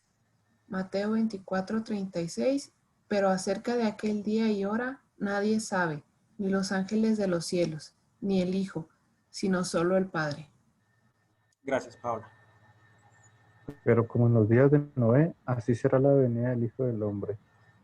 Porque como en aquellos días, antes del diluvio, estaba comiendo y bebiendo, casándose y dándose en casamiento, hasta el día en que no entró en el arca. Y no se dieron cuenta hasta que el diluvio llegó y se los llevó a todos. Así también será la venida del Hijo del Hombre. Muy bien, muchas gracias. Sobre lo que es los días de Noé, ya sabemos que la Biblia dice que los últimos días serán como los días de Noé, ¿verdad? Entonces, en la época de Noé, bueno, ellos no supieron en qué momento, en qué o a qué horas les llegó el diluvio. Bueno, pero ¿qué tipo de personas eran ellos? Personas que no creyeron en Noé y que no creían en Dios, ¿sí? Y cuando dice acá, ¿verdad? Que velad, pues no sabéis en cuál día viene vuestro Señor. ¿Por qué dice esto de velad, no sabéis en cuál día? Velad, ya lo vimos, que también se refiere al velar, al estar al pendiente del calendario. Y cuando dice que no sabéis cuál día, como les decía, la luna es variable. tú puedes decir, pues mira, parece ser, según mi aplicación que yo tengo aquí, por ejemplo, que tal día va a ser la fiesta de Pentecostés, pero luego pasan algunos días y se mueve de manera astronómica las fases de luna y ya no está, sino otro. ¿Qué tienes que pasar? Tienes que velar, ¿sí? Ahora, como ladrón en la noche, ¿sí me escuchan? ¿Sí me escuchan? Sí. Sí. Bueno, ¿sí me escuchan? ¿Sí? Sí. Ok, sí, ok. Vamos a ver entonces sobre lo que es como ladrón en la noche. Ahí va.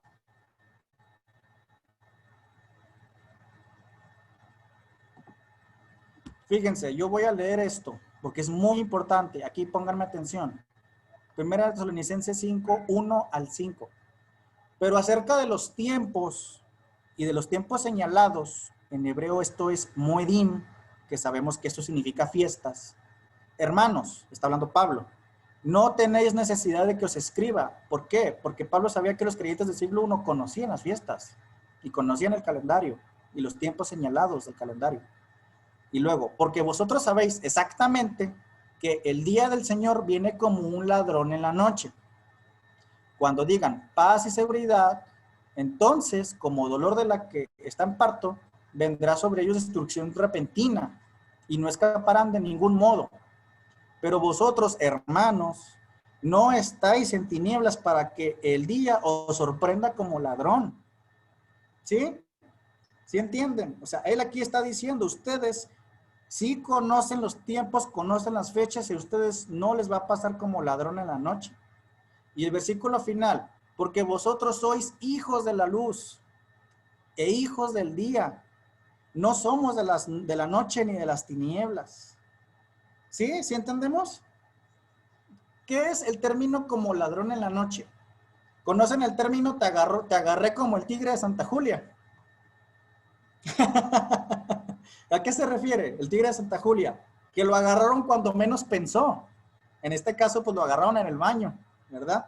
Pero cuando dice nuestro Señor, vendré como ladrón en la noche, es porque precisamente los discípulos o las personas que lo estaban oyendo, algunas personas no terminaban de creerle a él o a él como Mesías, ¿sí?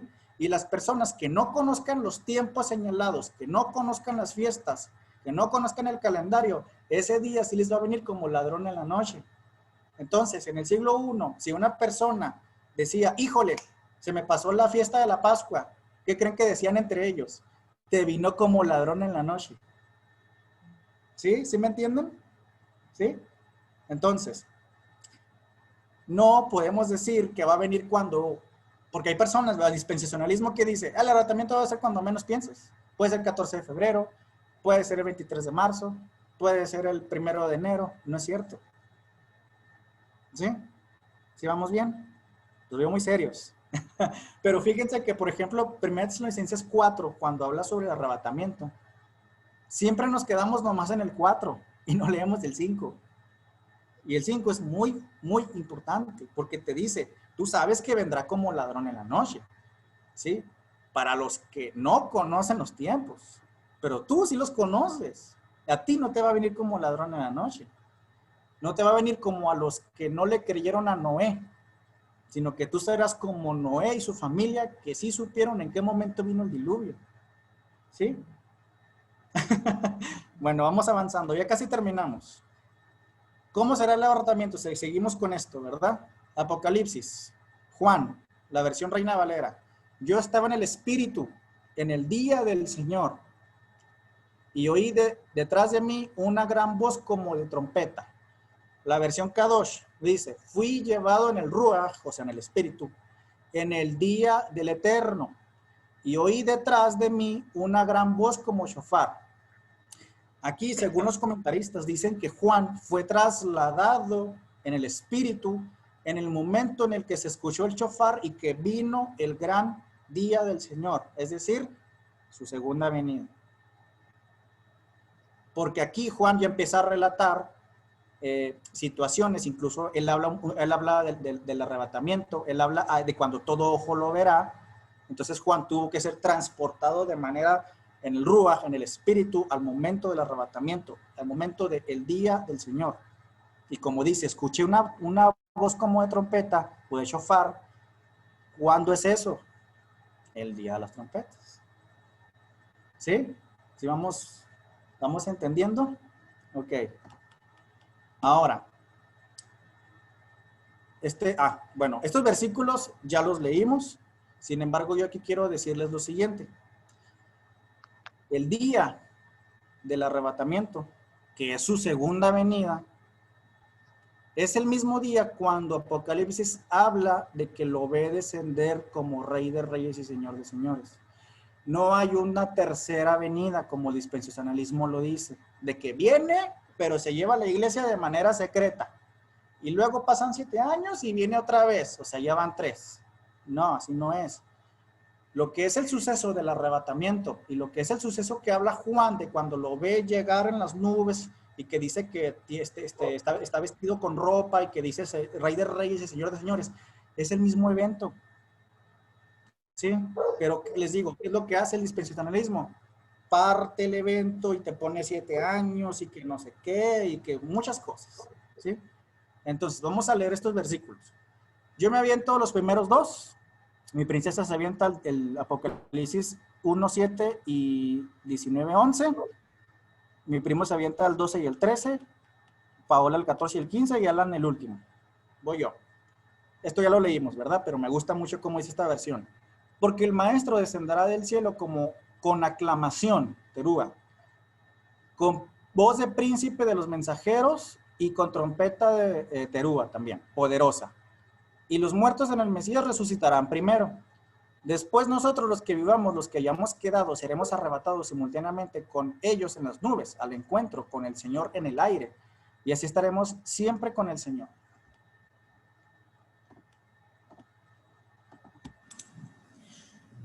He aquí viene con las nubes y todo ojo lo verá y también aquellos que lo traspasaron y harán lamentación por él todas las tribus de la tierra.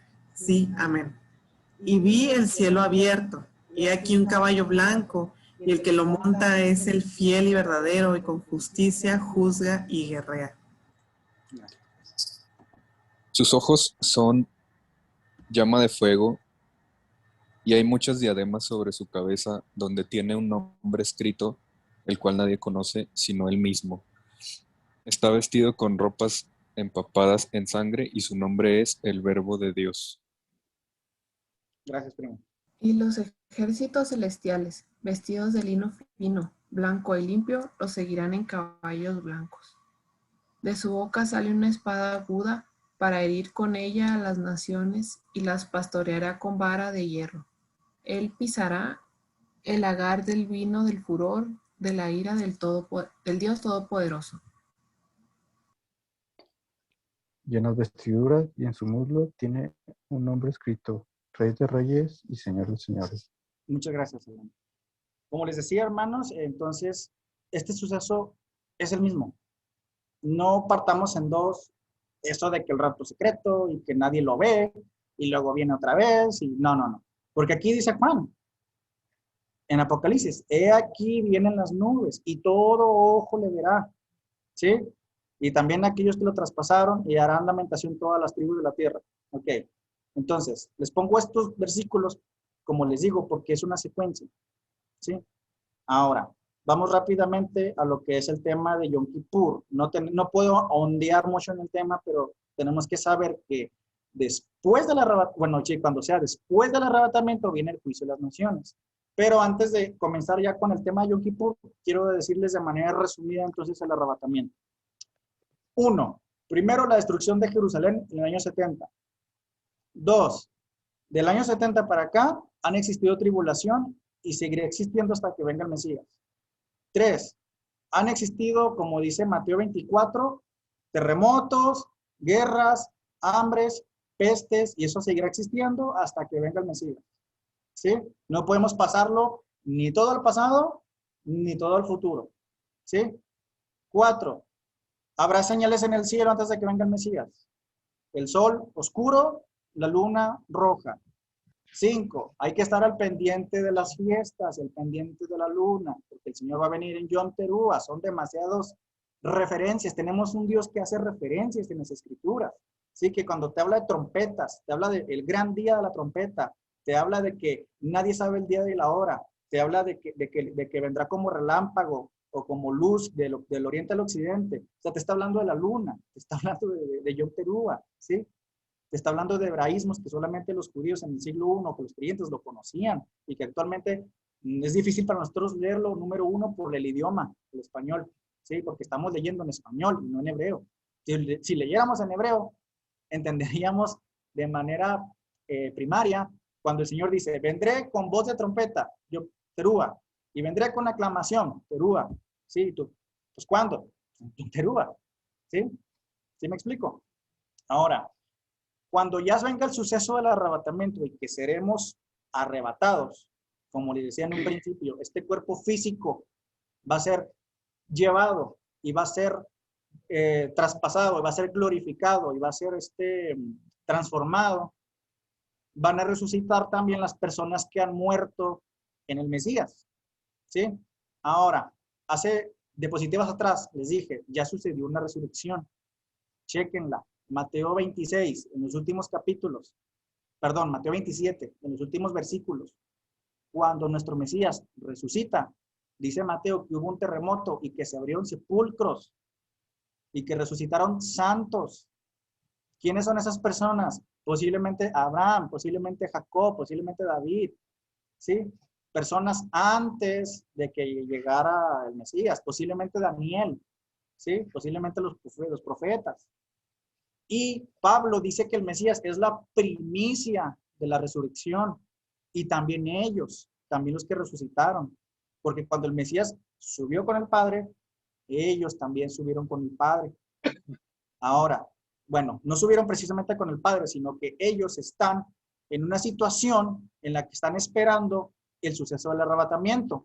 Porque si ustedes leen Apocalipsis 14, hay una trompeta en donde cuando la tocan, dice que hay unos santos debajo de los pies del Eterno y que le preguntan, Señor, ¿hasta cuándo?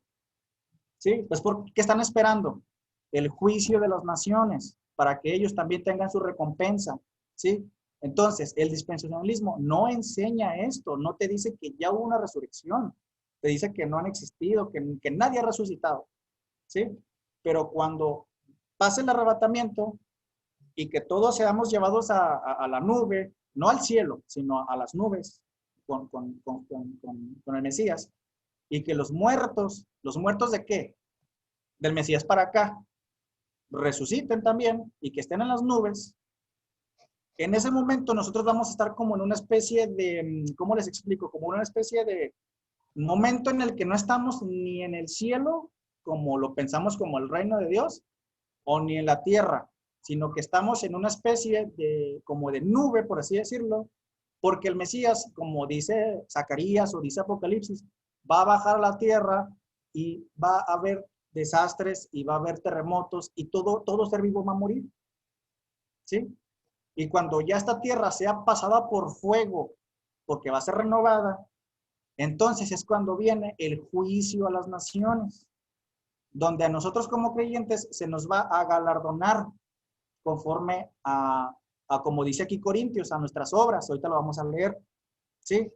Pero las personas que no creyeron en él van a pasar por juicio. Ahora, por ejemplo, Daniel y otros evangelios como Juan, dice que va a haber personas que van a resucitar para el juicio de las naciones en el día Yom Kippur, pero que van a resucitar no más para ser enjuiciados.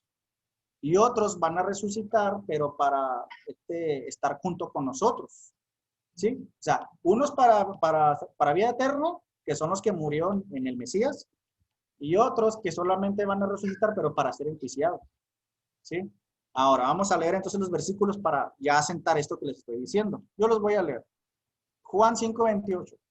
No os maravilléis de esto, pues llega la hora en que todos los que yacen en los sepulcros, están muertos, oirán su voz. Y los que hicieron lo bueno saldrán a resurrección de vida, pero los que practicaron lo malo a resurrección de juicio. ¿Sí? ¿Quiénes son los que van a resucitar para vida? Las personas que murieron en él. ¿Quiénes son los que van a resucitar para juicio? Los que no creyeron en él y que van a pasar por el juicio del trono blanco. ¿Sí? Ahora, 2 Corintios 5:10, yo también lo leo. Porque es necesario que todos nosotros, o sea, los creyentes, compadezcamos ante el tribunal del Mesías, para que cada uno recoja lo que practicó estando en el cuerpo, sea bueno o sea malo. 1 Corintios 3:13. La obra de cada uno se hará manifiesta porque el día la mostrará, pues con fuego está siendo revelada. Y el fuego probará la clase de obra de cada uno. Ahí es cuando los creyentes vamos a ser galardonados. ¿Sí? Vamos a recibir las recompensas. Daniel 7 y Apocalipsis 20:11 en adelante es cuando habla del juicio del trono blanco. ¿Sí? Pero hay que entender esto entonces. En Yom Kippur, la fiesta de Yom Kippur, que como les digo, Yom Kippur significa día del perdón o día de expiación, también significa día de juicio. Y ese va a ser el día donde Dios va a hacer juicio de las naciones y a nosotros nos va a galardonar. Ok, siguiente fiesta, Sukkot, que es la instalación de la Nueva Jerusalén en la tierra. Sukkot significa literalmente tabernáculos o cabañas. Yo también les leo rápidamente los versículos. Juan 14:2 y 3. Jesús hablando. En la casa de mi padre muchas moradas hay. Moradas en hebreo es Sukkot. Si no os lo hubiera dicho, voy pues a preparar lugar para vosotros. Y cuando me vaya y os prepare el lugar, vengo otra vez y os tomaré a mí mismo. Sí, ya vimos esto. Para que donde yo estoy, vosotros también estéis. Siempre se nos ha dicho desde niños, tú vas a tener una casa en el cielo, ¿verdad? Bueno, no sé por qué el dispensacionalismo ha enseñado que la iglesia va a vivir en el cielo eternamente, pero no. La que baja es la Nueva Jerusalén a esta tierra que va a estar renovada. Y ahí vamos a vivir. Ahora, Apocalipsis 21:2. Aquí Juan dice, y vi que descendía del cielo de Dios, la ciudad santa, una nueva Jerusalén, dispuesta para la esposa, como una esposa ataviada para su esposo. Y luego dice en el 3, y oí una gran voz procede del trono, que procede del trono de Dios, que decía, he aquí el tabernáculo, Sukkot, ¿sí? Esto es en singular, Sukkot es el plural, el tabernáculo de Dios con los hombres, y morará, que también significa Sukkot, con ellos, y ellos serán pueblo suyo, y Dios mismo estará con ellos, ¿sí? Entonces, en la fiesta de Sukkot, baja la Nueva Jerusalén, y ahí vamos a vivir en la Nueva Jerusalén. Ahora, fíjense esto también que es muy importante. Apocalipsis 21:12. Tiene un muro grande y alto, que la ciudad, la Nueva Jerusalén, el cual tiene 12 puertas, y sobre las 12 puertas, 12 ángeles, y unos nombres inscritos que son las 12 tribus de los hijos de Israel. Es decir, son 3 puertas por cada lado, a manera de cubo. Son 12 en total, y cada puerta tiene el nombre de cada una de las tribus. Eso quiere decir que hay una puerta que se llama tribu de Judá, otra se llama tribu de, por ejemplo, de Benjamín, o de Leví, o por ejemplo de Gad, o por ejemplo de Neftalí. Sí, o sea, cada puerta tiene el nombre de las 12 tribus. Entonces, ahí no hay una puerta que diga puerta para gentiles. ¿Por qué? Porque el dispensacionalismo siempre ha enseñado, tú no eres Israel, tú eres la iglesia gentil. No somos la iglesia gentil. Nosotros al momento de estar dentro del pacto de días, somos parte de Israel. Ahorita nosotros no sabemos en qué momento, no sabemos por cuál puerta vamos a entrar. Pero cuando estemos en ese momento, vamos a saber por qué puerta vamos a entrar y a qué tribu vamos a pertenecer. ¿Sí? No hay, como les digo, una puerta para gentiles. Entonces, lo que el dispensacionalismo enseña de que eres la iglesia gentil, eso no aplica. Efesios 2, que por medio de él eres coheredero de las promesas y eres ahora parte de la ciudad de Israel. Eres un israelita, no israelí, porque israelí son los que viven en el actual Estado de Israel. ¿Sí? que no creen en el Mesías o que son ateos. ¿Sí? Ahora, Hechos 1:6. Así pues, los había reunido y le preguntaban los discípulos a Jesús, Señor, ¿restaurarás el reino de Israel en qué tiempo? Aquí los discípulos le estaba preguntando a Jesús cuándo se iba a restaurar el reino de Israel. Pero ellos porque estaban pensando conforme al tiempo de David o de Salomón, es decir, un reino físico, como ellos lo conocían, como la época de David. ¿Sí? Pero Jesús les dijo, no os toca a vosotros saber los tiempos o las épocas en el que el Padre puso en su sola potestad. Es decir, no les corresponde a ustedes saber cuándo se va a restaurar el reino. Entonces, pregunta, ¿cuándo se va a restaurar el reino? Cuando ya baje la Nueva Jerusalén, que estén las 12 puertas abiertas, que nuevamente estén las 12 tribus juntas. ¿Sí? Por eso les digo, todos los que creemos en el Mesías y que obedecemos al Eterno somos parte de Israel. Quitémonos de nuestra mente eso de que somos la iglesia gentil. ¿Sí? No puede haber una iglesia gentil, porque si eres de la iglesia es porque lo sigues a él. Y si eres gentil, pues gentil en hebreo significa fuera de pacto, una persona fuera de pacto. Entonces no puede, se contrapuntean los términos. Como si decir que soy negro blanco, o sea, no, pues no como, ¿sí? O sea, no. Ahora, ya para terminar, jóvenes, estoy a dos diapositivas de terminar. Las fiestas. Ya hablamos entonces cómo el Mesías las cumple. Ya hablamos cómo cumplió la primera, la segunda, la tercera, la cuarta que no la puse. Shavuot. ¿Sí? ¿Qué es esto? Conocido como Pentecostés. Y es cuando viene el Espíritu. ¿Sí?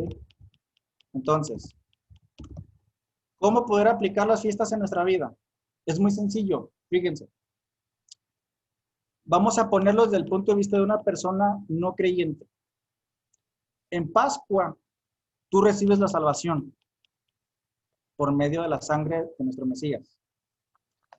Pan sin levadura sería como el momento en el que tienes que ser como un pan sin levadura, es decir, sin pecado. Sí, sabemos que lo que es el pan leudado o la levadura simboliza el pecado. Entonces, uno como persona, sabemos que entonces en Pascua somos salvados. En pan sin levadura tenemos que ser como ese pan sin levadura, es decir, sin pecado. Ya que fuimos salvados y que nos alejamos del pecado, ¿qué va a suceder? Vamos a dar los primeros frutos, ¿sí? Y si ya tenemos los primeros frutos, ¿qué va a suceder después?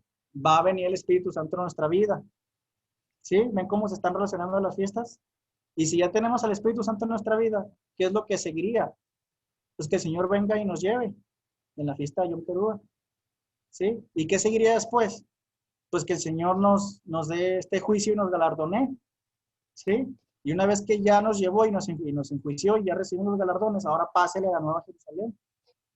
¿Sí? Es cíclico. Las fiestas son cíclicas. Cada año se festejan.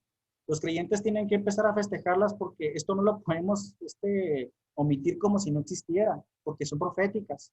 Y porque, como les digo, ese sería el plano en como una persona desde cero podría ser arrebatado, enjuiciado o galardonado para vivir después de la Nueva Jerusalén. ¿Sí me expliqué? O sea, cómo inicié desde que fuimos salvados, nos alejamos del pecado, damos los primeros frutos, recibimos al Espíritu Santo, nos llaman con la trompeta, somos arrebatados, nos galardonan y vámonos para la Nueva Jerusalén a vivir eternamente con el Señor.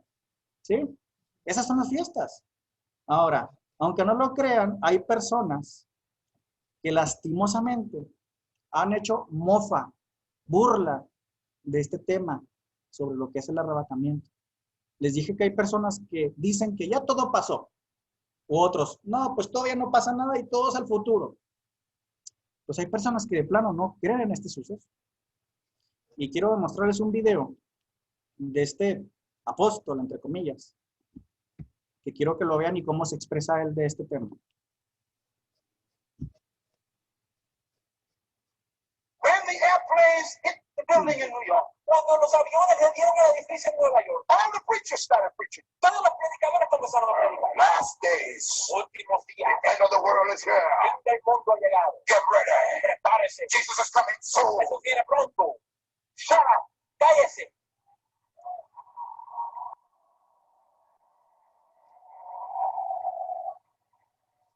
I'm going to get in trouble now. Ahora me voy a meter en problemas. But I don't care. Pero no me importa.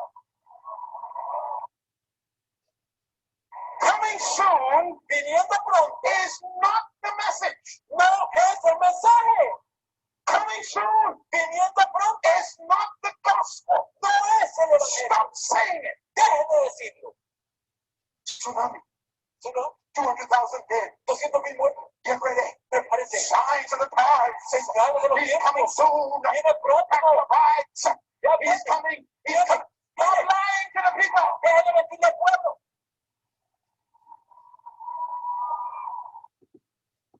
Ok. ¿Qué dice aquí? Cállate, Jesús no viene pronto. Ese no es el mensaje, ese no es el evangelio. Deja de mentirle al pueblo. ¿Realmente ese no será el mensaje? Si el Mesías se cansó de decir, vengo pronto, vendré como ladrón en la noche, habrá estas señales. ¿Qué cabeza cabe decir que eso no es el evangelio? Segunda de Pedro 3:3. Sabed ante todo que en los últimos días vendrán hombres llenos de sarcasmo, guiados por sus propias pasiones, que dirán, en son de burla, ¿dónde queda la promesa de su venida? Pues desde que murieron los padres, todo sigue como al principio de la creación. Hay personas burladoras sobre este tema. Ahora, ¿por qué pongo aquí este avión? Porque este señor de esa manera murió. No les digo que fue al instante después de este video, ¿verdad? Pero aquí está el link. Si ustedes quieren tomarle una captura y quieren checar el link, este señor así murió en un avión que no sé si realmente sea privado o qué, pero así murió. ¿Sí? Entonces hay que tener mucho cuidado con decir que no va a suceder.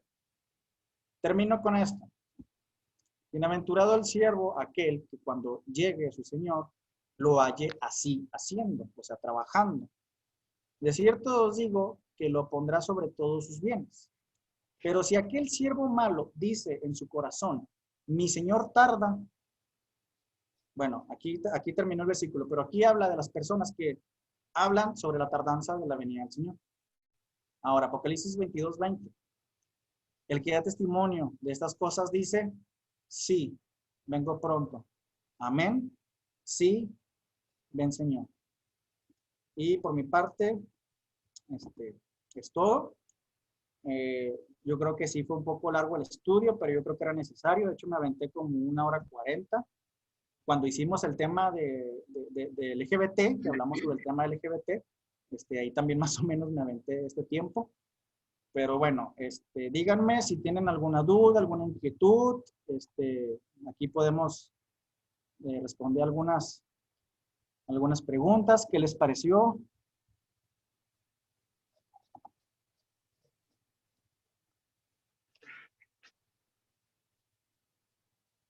Hola, hola. Hola, hola, ¿cómo está, hermano Ariel? ¿Ya me escuchó? Sí, ya lo escucho. Muchas gracias, Israel. No, gracias a usted por conectarse. Fíjate que estoy muy atento aquí. Nos ocupamos desde las 2 de la tarde en este Shabbat, pues platicando con gente. Y luego concluimos nuestra reunión, ¿verdad? De Shabbat. Llegamos barridos para escucharte, por eso estamos ahorita, pues algo cansados, pero bien edificados, ¿verdad? Muchas gracias por el estudio, ¿verdad? Que es de mucha edificación. No sé si lo tengas y nos lo puedas mandar, ¿verdad? Yo ahorita le estuve tomando capturas, pero sí me parece muy interesante el estudio. Y muchas gracias por tu tiempo, que es muy valioso, ¿verdad? Lo apreciamos mucho. Y en la mayoría, pues sí estamos de acuerdo, ¿verdad?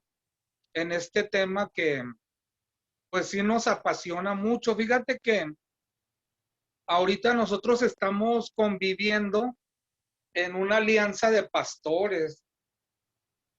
pues ya te imaginarás que estamos en medio, pues, de mucha gente que no cree en esto, ¿verdad? En lo que es el arrebatamiento, como lo enseñamos nosotros. Se nos ha hecho algo difícil, pero bueno, a ver qué pasa, ¿verdad? A ver qué pasa pero sí me parecen unos puntos muy interesantes lo que nos das. Te quería hacer una pregunta, Israel. Dígame. Sobre la fiesta de las trompetas, ¿verdad? Hablabas de la final trompeta. Nosotros cuando nos congregamos, ahorita lo que enseñamos es que es un ensayo, ¿verdad? Claro. Para lo que viene después, ¿verdad? Todo esto de la fiesta de las trompetas, la venida del Señor. Entonces, en ese ensayo se toca la trompeta, ¿verdad? ¿O Sí. cómo lo hacen ustedes? Bueno, mire, le comento así rápidamente a los pastores de Pacto Vivo.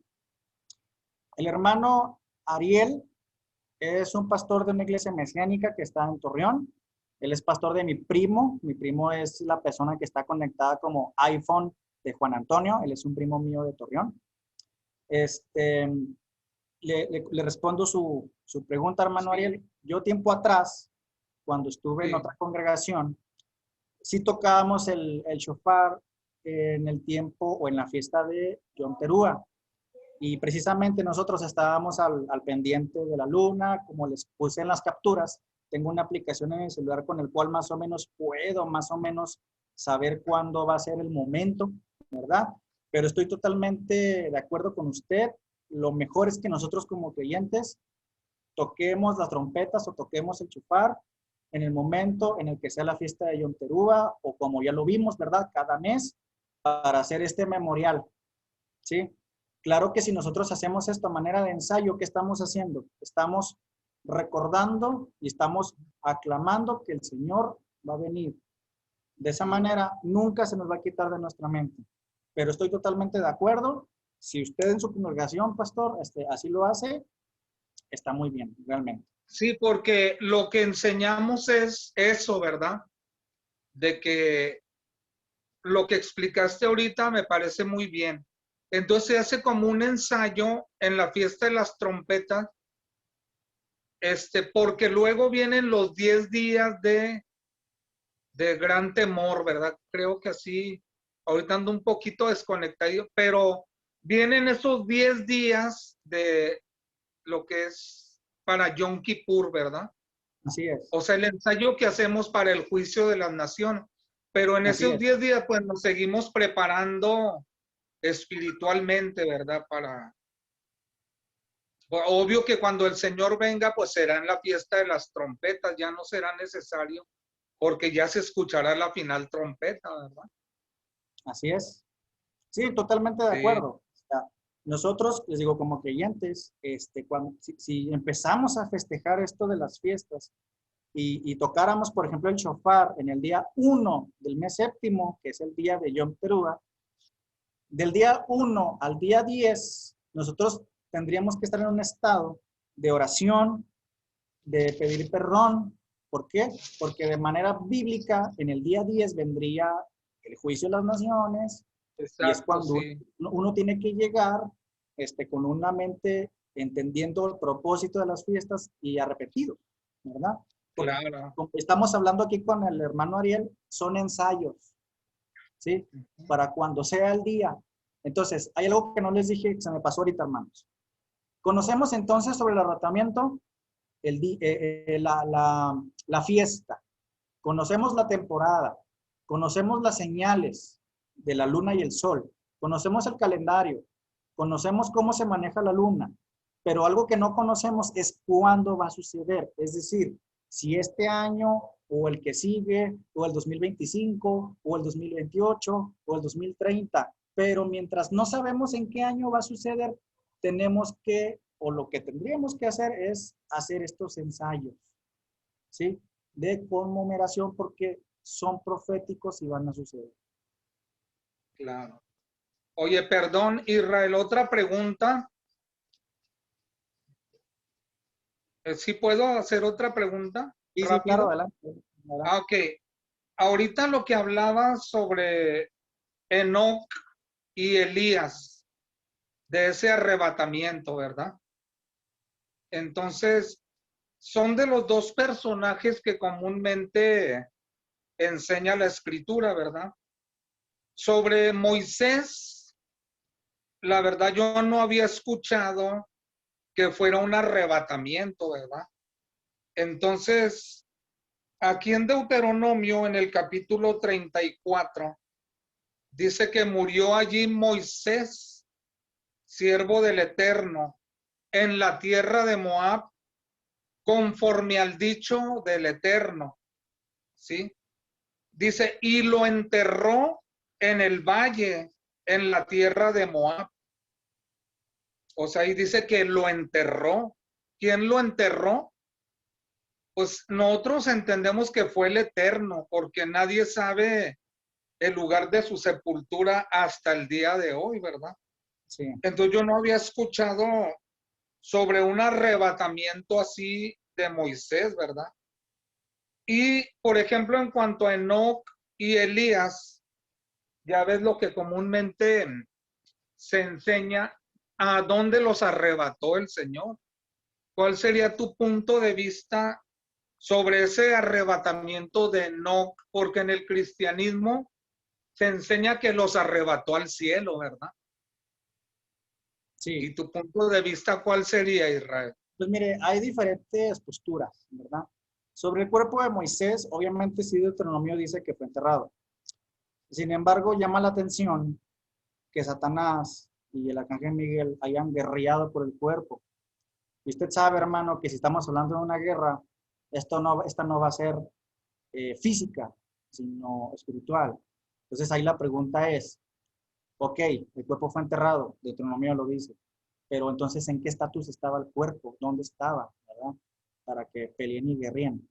Esto del arrebatamiento de Moisés, yo solamente se los digo a manera de que nadie sabe dónde está enterrado, pero si estaban peleando por él, es porque entonces está en posesión del Eterno. ¿Dónde está? No sabemos, ¿verdad? Pero bueno, ahora con respecto a Enoc y Elías, mire, hay diferentes posturas y corrientes. Una de ellas es que está en el segundo cielo, ¿sí? Otra, pues es que están totalmente de frente hacia el Padre. Y otra postura que le encanta al dispensacionalismo es de que son los dos testigos que habla Apocalipsis, pero no, o sea, al decir que son los dos testigos, no comparto yo esa idea porque les digo, para empezar, desde el punto de vista, perdón, del dispensacionalismo. Entonces, yo me quedaría con que está en el segundo cielo, en donde están posiblemente los que resucitaron en Mateo 27, ¿sí? Que están a la espera de que suceda entonces el arrebatamiento y el juicio de las naciones para que venga la ciudad y ya estemos todos a manera de congregación, a manera de reunión, ¿verdad? Entonces, esa sería mi postura. Claro que puede haber otras, ¿verdad? Pero esa sería más o menos ahorita lo que yo le podría responder. Ok, gracias, Israel. Muchas gracias. No, de nada y bendiciones, hermano. ¿Alguien más que quisiera alguna preguntita que tenga por ahí, algún comentario sobre el estudio que acabamos de tener?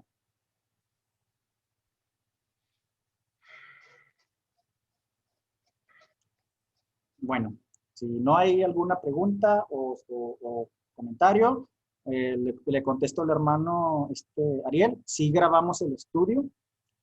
Mi princesa, mi prometida, que le dije, ¿sabes qué? Voy a ir al estudio, quiero que me grabes. Ella está conectada aquí como Pamela Nájera y estuvo grabando todo el estudio. Ahorita lo descargamos y vemos de qué manera se lo puedo compartir. De hecho, me gustaría subirlo también a mi canal. Bueno, no sé si los pastores de Pacto Vivo quieran comentar algo. No, Israel, todo bien. Muchas gracias. Muchas gracias. Ahí hay unas situaciones que yo veo con una óptica un poquito diferente, pero es peccata minuta, no hay problema, estamos bien. Muy bien. Ok. Entonces, bueno, yo creo que si no es todo, pues vamos a hacer una oración para despedirnos. ¿Quién estará bien que se aviente la oración?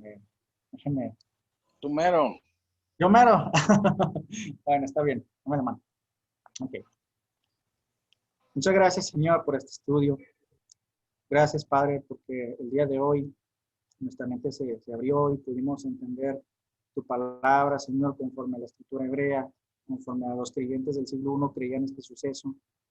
Te pido, Señor, que no se nos olvide de nuestra mente y de nuestro corazón, tu escritura, las fiestas, los tiempos señalados, para que precisamente este suceso no nos agarre como ladrón en la noche, que no estemos en un momento en el que pensamos que no va a suceder o que estamos negando el arrebatamiento. Te pido una bendición para todos los que estamos aquí conectados, a las familias que están aquí representadas. Muchas gracias por este estudio. Realmente, Señor, yo enfrente de ti soy un siervo inútil.